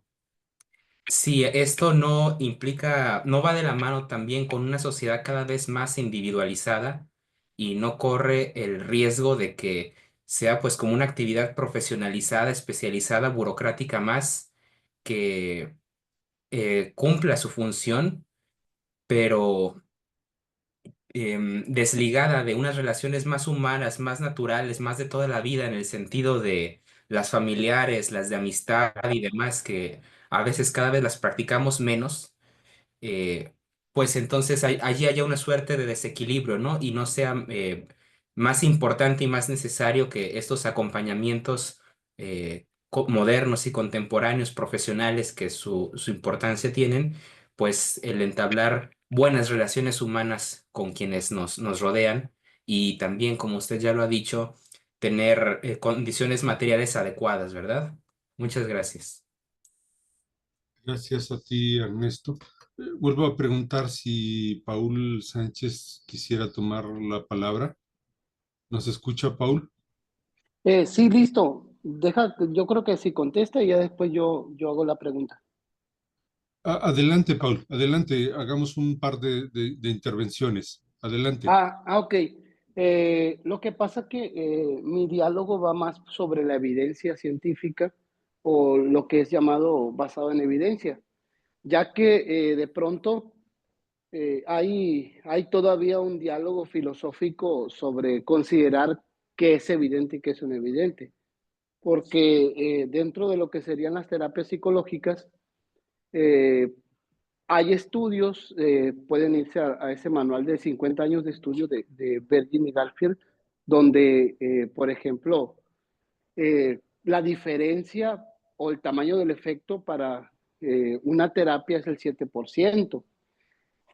Añadiendo a eso, por ejemplo, lo que es las terapias basadas en evidencia en el sentido de que son manuales de tratamientos protocolizados que han sido estudiados mediante ensayos controlados aleatorios, donde ha habido fallas en la metodología, especialmente en el sentido de que no por las diferencias de las personas, que en el sentido, la APA lo llama las diferencias del cliente, no pueden aplicarse o no pueden generalizarse los resultados. Por eso sale lo que se llama evidencia basada en la práctica, más que evidencia, más que psicología basada en evidencia, pues. Entonces yo quería preguntar sobre cómo puede compaginar esa parte de no comprar la bandera del marketing de psicología basada en evidencia sin transgredir las características de los pacientes, las diferencias culturales, que no a todos les puede aplicar ese mismo manual de tratamiento. Y yo parto, porque en otra pregunta, que la diferencia de modelos es porque no hay un acuerdo científico de lo que es lo psicológico. ¿Sí? Ya lo dijo él bien y estoy de acuerdo que lo psicológico es lo biosocial. Por lo tanto, no podemos tomar modelos que sean en el sentido biológico, porque también está la parte social. Entonces, por ahí va más o menos mi intervención para ver cómo puede compaginar un modelo en psicología basado en la práctica con un modelo en psicología basado en evidencia. Muchas gracias, Paul. Adelante, Mario, con estas dos intervenciones. Ok. Vamos a ver. Efectivamente, hay toda una discusión filosófica sobre lo que podríamos considerar como una evidencia, una discusión sobre lo significativo estadísticamente. Eh, Son cosas que se tienen que consensuar en la investigación, en la comunidad de investigadores. Cuánto porcentaje de recuperación y qué es lo que podríamos considerar una verdadera salud psicológica frente a una patología psicológica. eh, Son aspectos que se consensúan y que sí, también son contextuales, van a depender de situaciones históricas y sociales determinadas, muchos de ellos.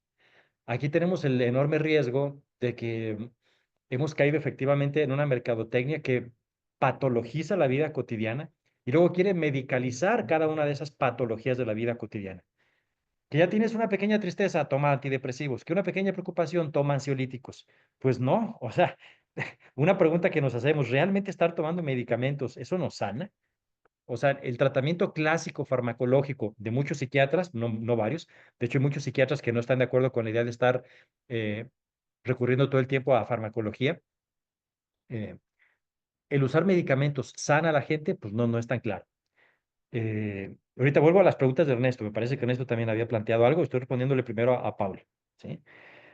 Luego, pregunta a Paula algo también bien interesante sobre lo que es o no una evidencia. Bueno, es algo que se tiene que discutir en el ámbito de la estadística, les decía yo, y lo que vamos a considerar como significativo. En las pruebas basadas en evidencia y fallos metodológicos sí los hay. Y tú sabes, Pablo, por eso se utilizan los metaanálisis. Un metaanálisis es como un tipo de prueba que analiza metodológicamente las pruebas. Digamos que hay pruebas de primer orden que trabajan directamente con los sujetos examinados, los sujetos de experimentación. Y esas pruebas de primer orden son a su vez analizadas por pruebas de segundo orden, que son como metapruebas, es lo que llamamos metaanálisis, que determina con diferentes grupos también, diferentes pruebas, si el nivel de porcentaje resulta más o menos similar, si hay un patrón recurrente o hay algo que se salga de ese patrón. Allí hay que utilizar también mucha estadística matemática e incluso existen metaanálisis, o sea, análisis de los propios metaanálisis para determinar si hay metaanálisis buenos o malos. Voy a dar un ejemplo así rápido y sencillo. Eh, Cuando tú leías revistas de medicina ordinaria científica que analizaban, por ejemplo, estudios de homeopatía, en todas mostraban, prácticamente 99% mostraban que la recuperación con un remedio homeopático era similar a efecto placebo. Pero cuando tú ojeas revistas de homeopatía, que tienen sus propios órganos de difusión, resulta que allí hay investigación que habla de mucha recuperación al nivel de la medicina científica. Bueno, pues se han hecho metaanálisis y donde se han visto más efectos metodológicos son justamente en las revistas de homeopatía. Esa es la razón por la que ha perdido mucha credibilidad en Europa. De hecho, en Alemania, que es donde surgió la homeopatía, de la pluma de Samuel Hahnemann, el escritor e inspirador del órgano de la medicina, el primer texto de la homeopatía clásica, que ahora ha cambiado un poco ya la homeopatía moderna, pero hay varios principios que siguen prevaleciendo, como el simis simila obscurantur, lo mismo se cura con lo mismo, el principio de la sucusión, el principio de la atenuación. O sea, hay algo esencial de la homeopatía clásica que se conserva en la actual. Bueno, los metaanálisis lo que han probado es que efectivamente la homeopatía es efecto placebo, ¿sí? Ahí por eso esa discusión, digamos, en lugares como en Europa y en Estados Unidos ya casi no existe. No se da tanto, aunque a algunas personas sí les increpa muy fuerte, ¿no? Saber ese tipo de datos. Eh, yo creo que se puede resolver con eso, con los metaanálisis. Es parte de lo que tenemos en la metodología de investigación. Eh, ¿Qué podríamos hacer en el caso de el problema de la evidencia basada? Bueno, la evidencia que se obtiene de estas investigaciones frente a la evidencia basada en la práctica. Un problema con la evidencia basada en la práctica es que se puede volver evidencia anecdótica, ¿no? O sea, haz de cuenta, si tú estás haciendo práctica clínica, no sé si te refieres a eso, Pablo, y tienes cierto paciente con el que funcionó seguir cierta línea de tratamiento, no sé, supongamos psicodinámica, paciente que diagnostico con rasgos de obsesivo compulsivo fijado en la etapa anal retentiva, digamos, muy al estilo freudiano. Entonces, con esa persona, ¿cómo podría yo trabajar? Pues suelen ser gente muy intelectual, secundarizando. Vamos a ayudarle a que llegue a un insight, a una comprensión de cuáles son las causas de su conducta. A lo mejor es una persona muy tacaña en términos económicos, a lo mejor es una persona excesivamente ordenada en lo que hace al estilo kantiano, por ejemplo, y eso le ha traído disfuncionales en su vida familiar, amorosa, etcétera, etcétera. Pues podríamos ayudarla a volverse consciente de esa situación y que poco a poco con ciertos ejercicios vaya superando esa obsesión por determinadas conductas, por determinados patrones de comportamiento repetitivos. Eh, el problema en ese caso es que lo que yo estoy obteniendo realmente es una evidencia anecdótica. Y en los ensayos de evidencia sistemática es justamente lo que buscamos evitar, la evidencia anecdótica. La evidencia anecdótica es lo que en psicología llamamos el a mí me funcionismo. Es que a mí me funcionó. Las flores de Bach, yo me tomé esas gotitas que me dieron en la farmacia de flores de Bach y me funcionó. Es que yo practiqué Reiki con un maestro Reiki Doka y me funcionó. El anime-funcionismo no es buen dato, no es no es buen dato empírico. El buen dato empírico necesitamos que sea sistemático. Para eso se usan los ensayos controlados aleatorizados. O sea, tener por lo menos dos grupos suficientemente representativos, lo cual es difícil, que sean muestras representativas de una población donde haya, no sé, por ejemplo, si queremos ver tratamientos para mujeres, que sean dos grupos de mujeres, que de preferencia en los dos grupos haya mujeres tanto ricas como pobres, tanto mayores como menores, buscar que no haya ningún caso atípico que vaya a alterar la estadística, que vaya a alterar, a provocar una varianza o desviación estándar que ya no haga fiable o válido a nuestra investigación. Necesitamos que se mantengan dentro de los rangos aceptables, dentro de la estadística. Pues buscamos aleatorizar justamente y estandarizar los dos grupos, el experimental y el de control, de manera que sean lo más parecidos posibles en términos generales. Ahí es donde podemos decir que estamos tomando evidencia sistemática y esa evidencia es la que podría ayudar justamente gracias a la aleatorización de los sujetos examinados que tú has elegido, de las sujetas examinadas que has elegido, justamente es donde tienes más nivel de control de sus contextos específicos.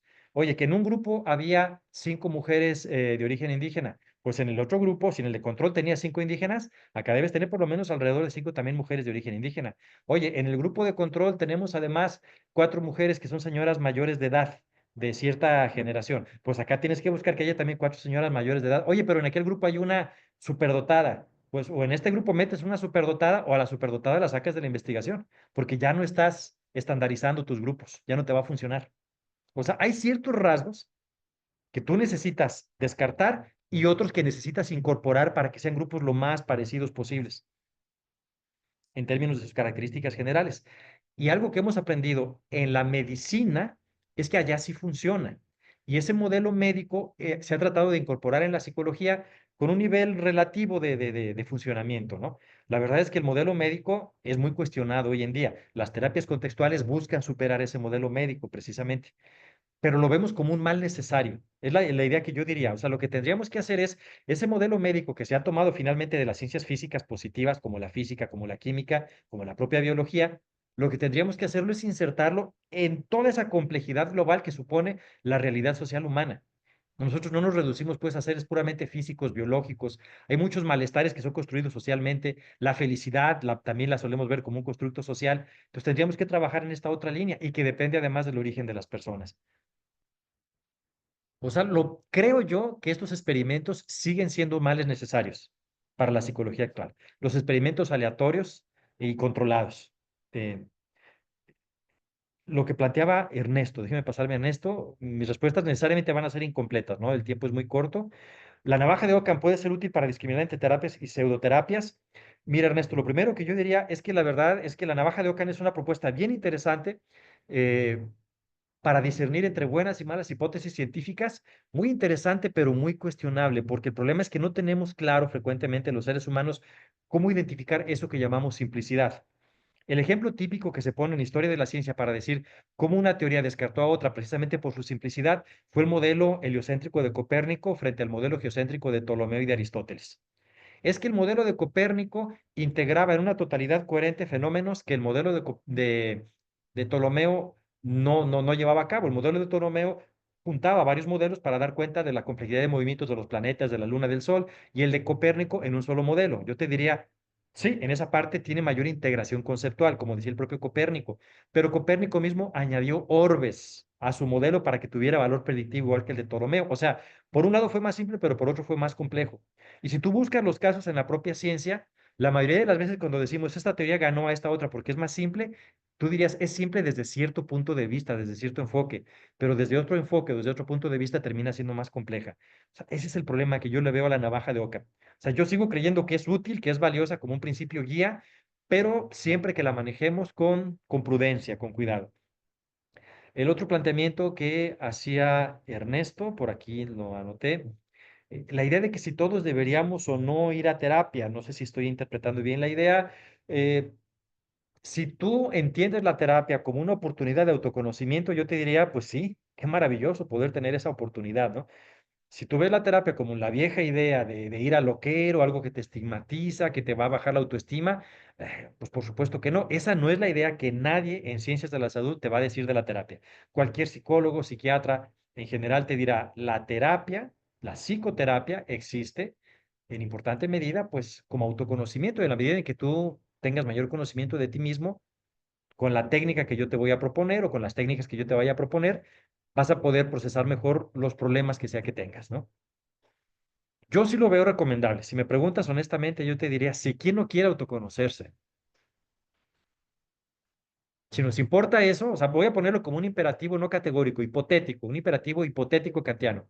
Si te interesa el autoconocimiento, entonces ve a terapia. No sé si hay alguna otra intervención. Gracias, Mario, por estas reacciones. Sí tenemos una reacción más de Octavio Rosas Figueroa.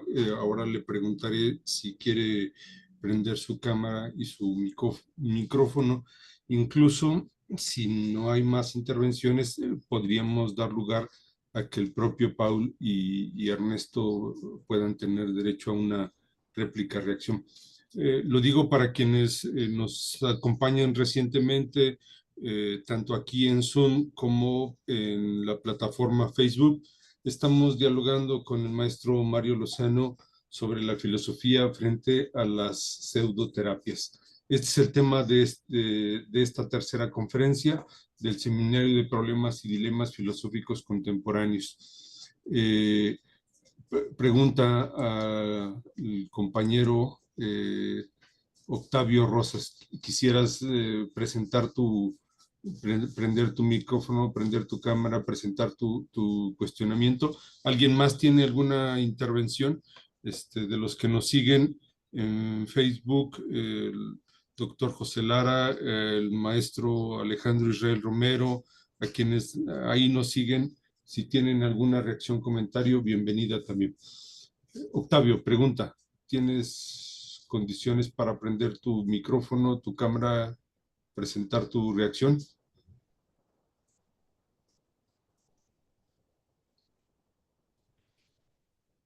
Creo que no.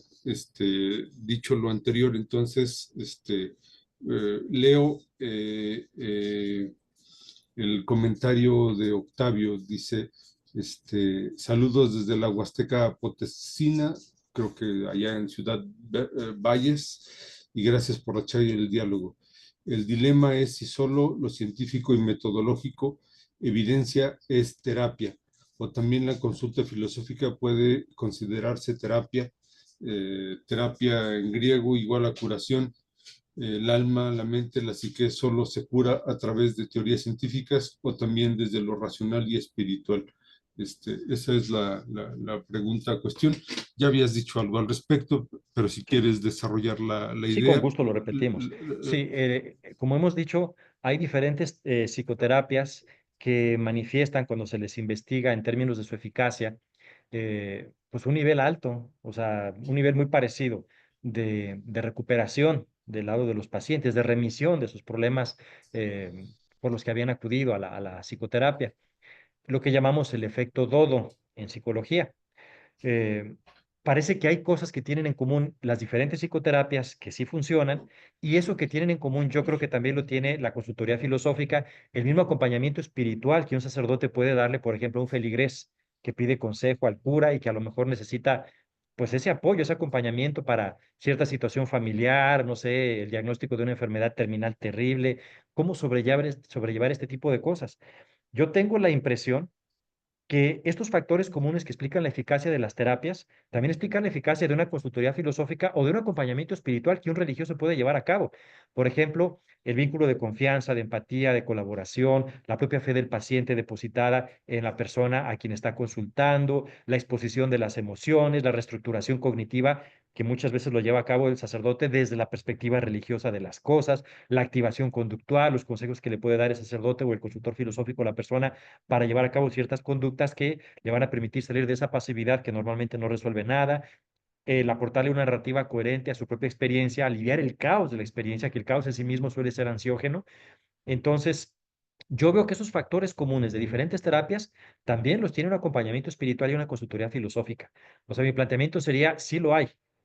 Si la explicación de todo esto pueda o no ser científica, no lo sé, pero yo tiendo a creer que sí puede tener valor ese tipo de planteamientos como los que plantea aquí Octavio.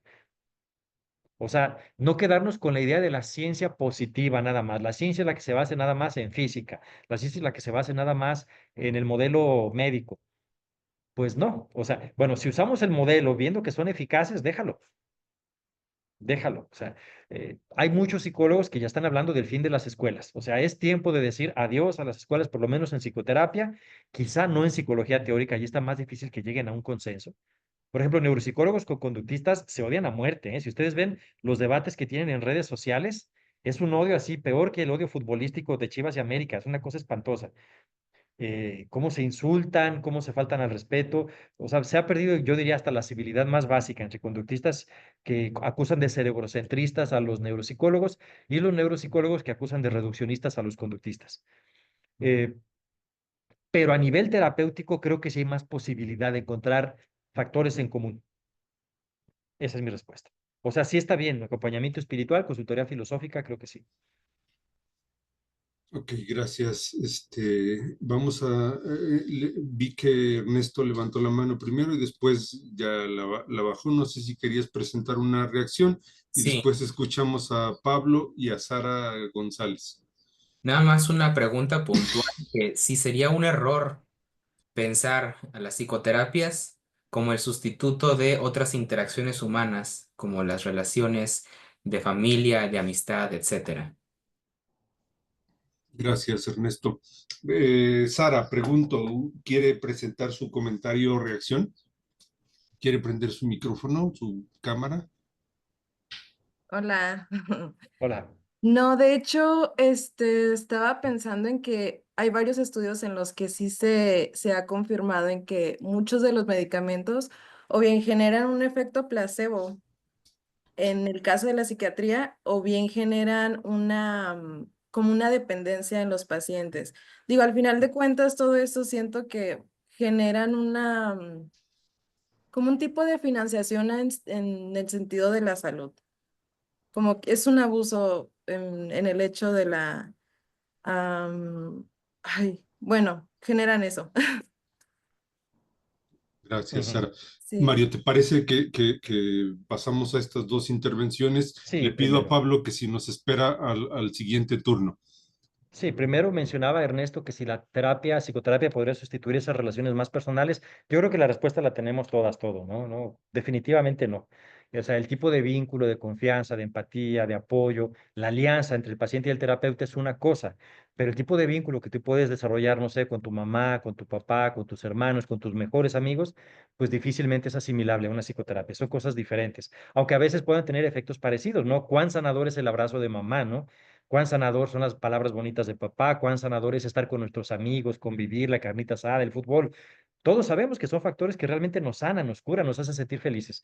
Eh, sí, no es, yo creo que sí, definitivamente no es lo mismo ese vínculo tan cercano que tú tienes con las personas, aunque la relación terapéutica a veces se le puede parecer. De ahí pueden surgir buenas amistades, por ejemplo.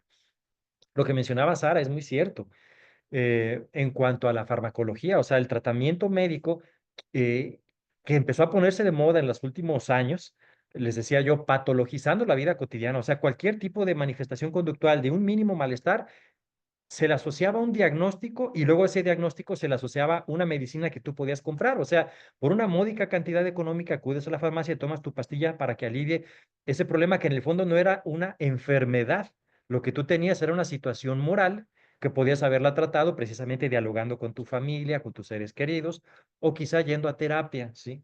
Pero no comiéndote, no tomando esas pastillas, no comiéndote el cuento de que todo tiene que basarse en una medicalización, en una farmacolización, o bueno, ¿cómo podríamos llamar?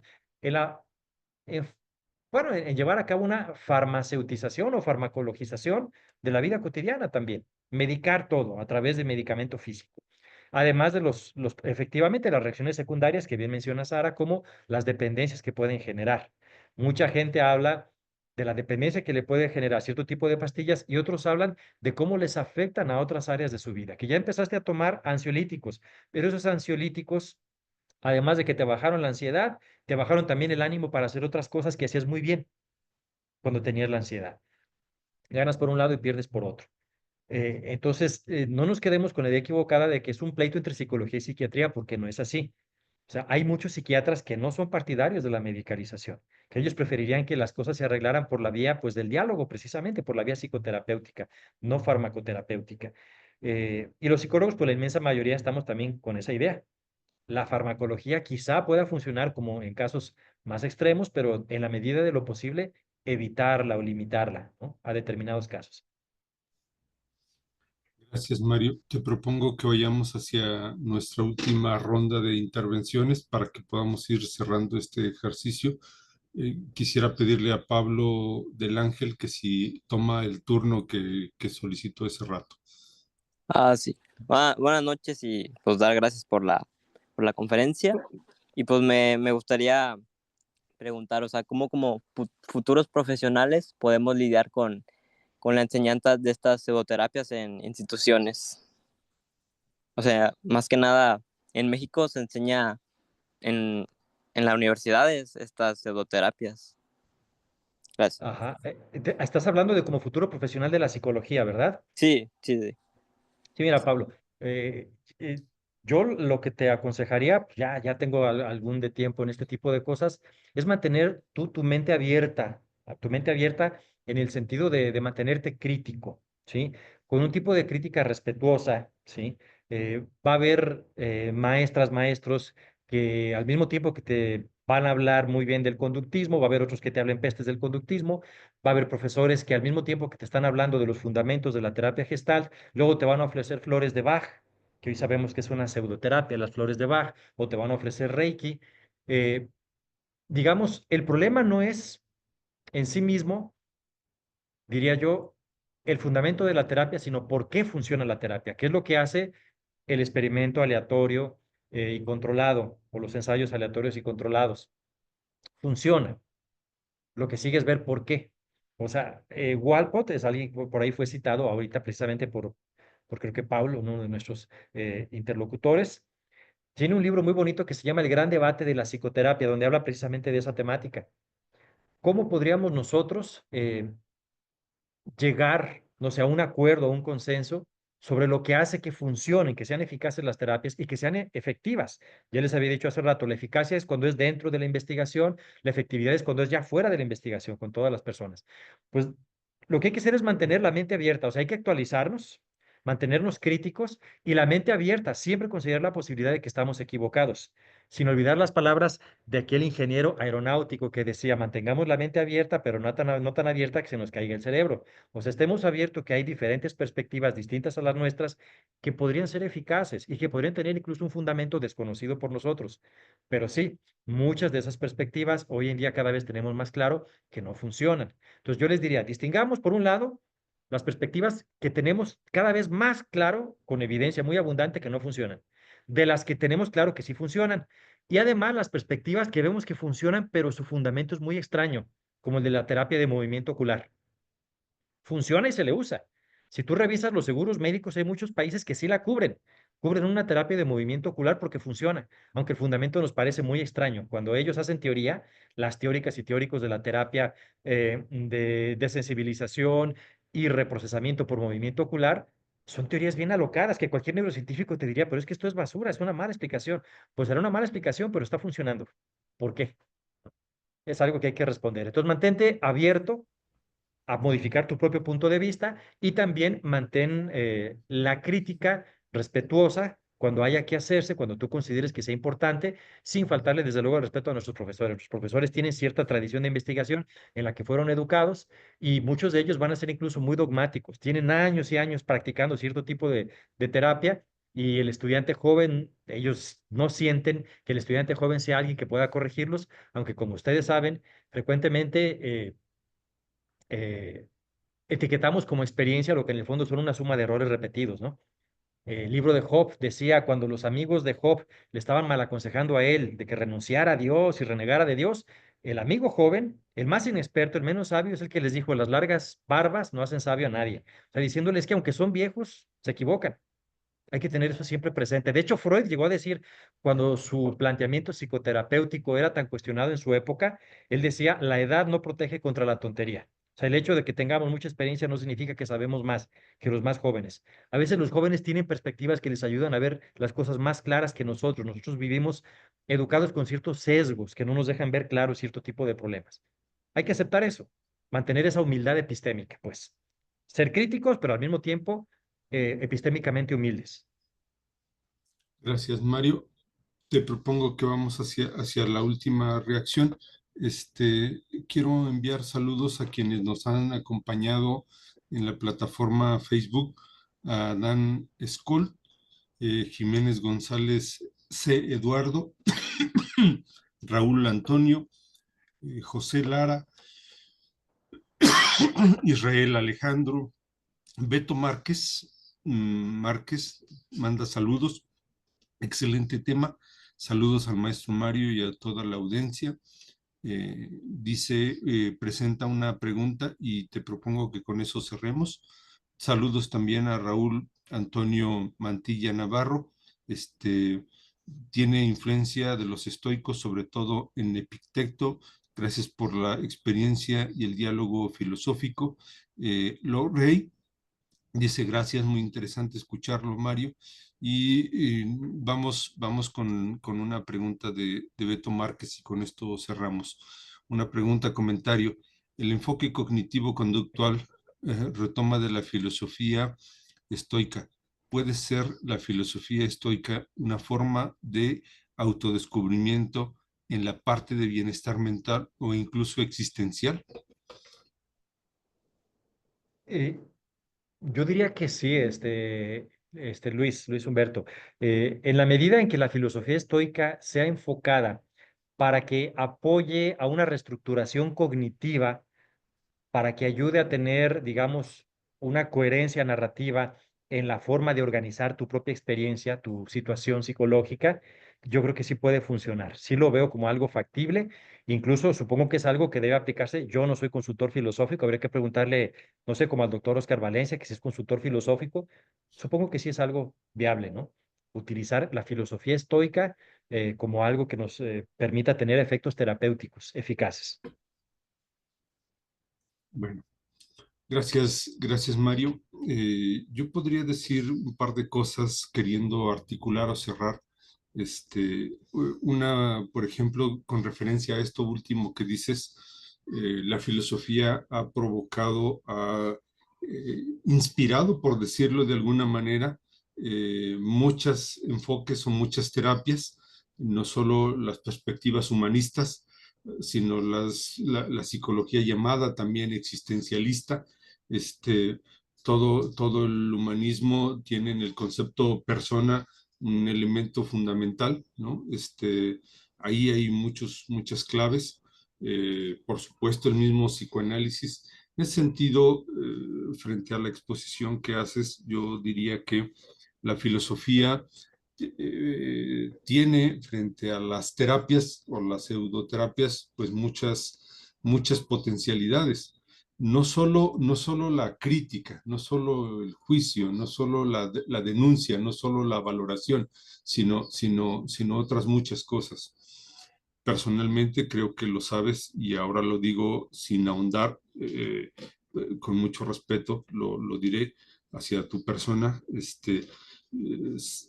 Creo que sabes que no comparto plenamente el planteamiento en el sentido de que juzgo, considero que no hay filosofía sino filosofías y que no hay ciencia sino ciencias y que la ciencia de la tradición occidental de origen moderno tiene un residual muy importante de colonialismo, ¿no?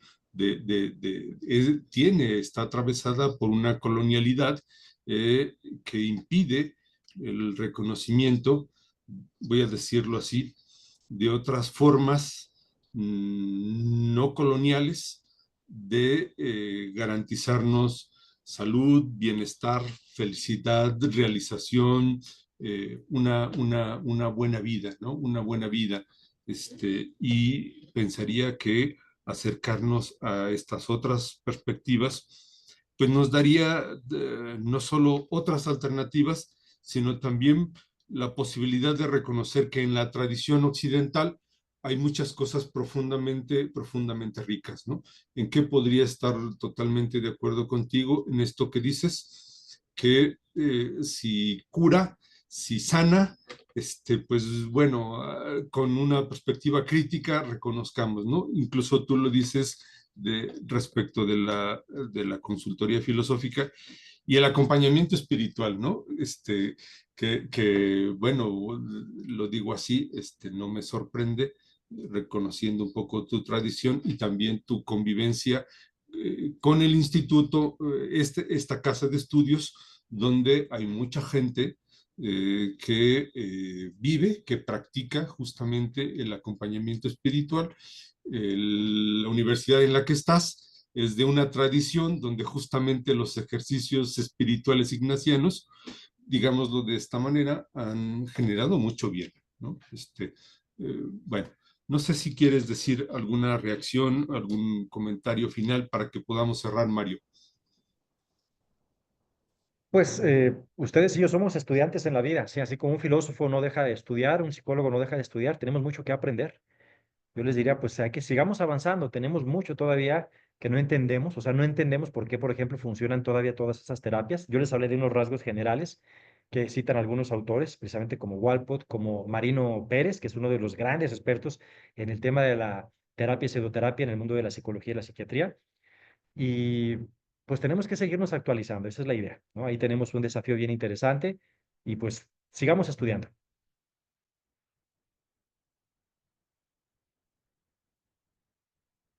De acuerdo. Muchas gracias por esa consideración. Lo que haré ahora es un poco, eh, primero, pagar la factura de quienes nos tienen aquí. Debo decir que el seminario que hemos tenido el día de hoy es un proyecto del Instituto de Filosofía. El Instituto de Filosofía es una casa de estudios que cuenta con una oferta educativa mayoritaria y prioritariamente en filosofía y también en otros ámbitos como desarrollo humano. Pronto podrán conocer cursos que tenemos en el tema del desarrollo humano, en temas de idiomas, por ejemplo, hay cursos de alemán, incluso de griego, de latín. Bueno, ahora me permitiré presentarles uno de los muchos ejemplos de la oferta educativa del instituto, este diplomado en bioética, temas y debates contemporáneos. Es un programa que inicia el 30 de mayo, son 6 meses de duración. Si alguien tiene interés en participar en este programa, puede solicitar información en los canales, en el correo, en el teléfono y las redes sociales del propio instituto, sin mayor consideración. Entonces, me permito agradecerles a quienes nos han acompañado en esta sala de Zoom. Muchas gracias por su presencia, su participación, su diálogo. Les convoco a que nos veamos el próximo mes. Este seminario es mensual y justamente el próximo mes, el miércoles 14, tendríamos una presentación de la doctora Paula Barbosa, más adelante de Néstor Ver, un egresado del Instituto de Filosofía. A nombre de las autoridades del instituto, Mario, muchas gracias por este ejercicio. Un gusto. Y se despide de ustedes Héctor León, coordinador del área de educación a distancia del instituto, a nombre del doctor Jesús Montes, rector, de Benjamín Rivera, decano, y Rafael Rivadeneira, secretario. Muchas gracias, que tengan buenas noches y buen descanso.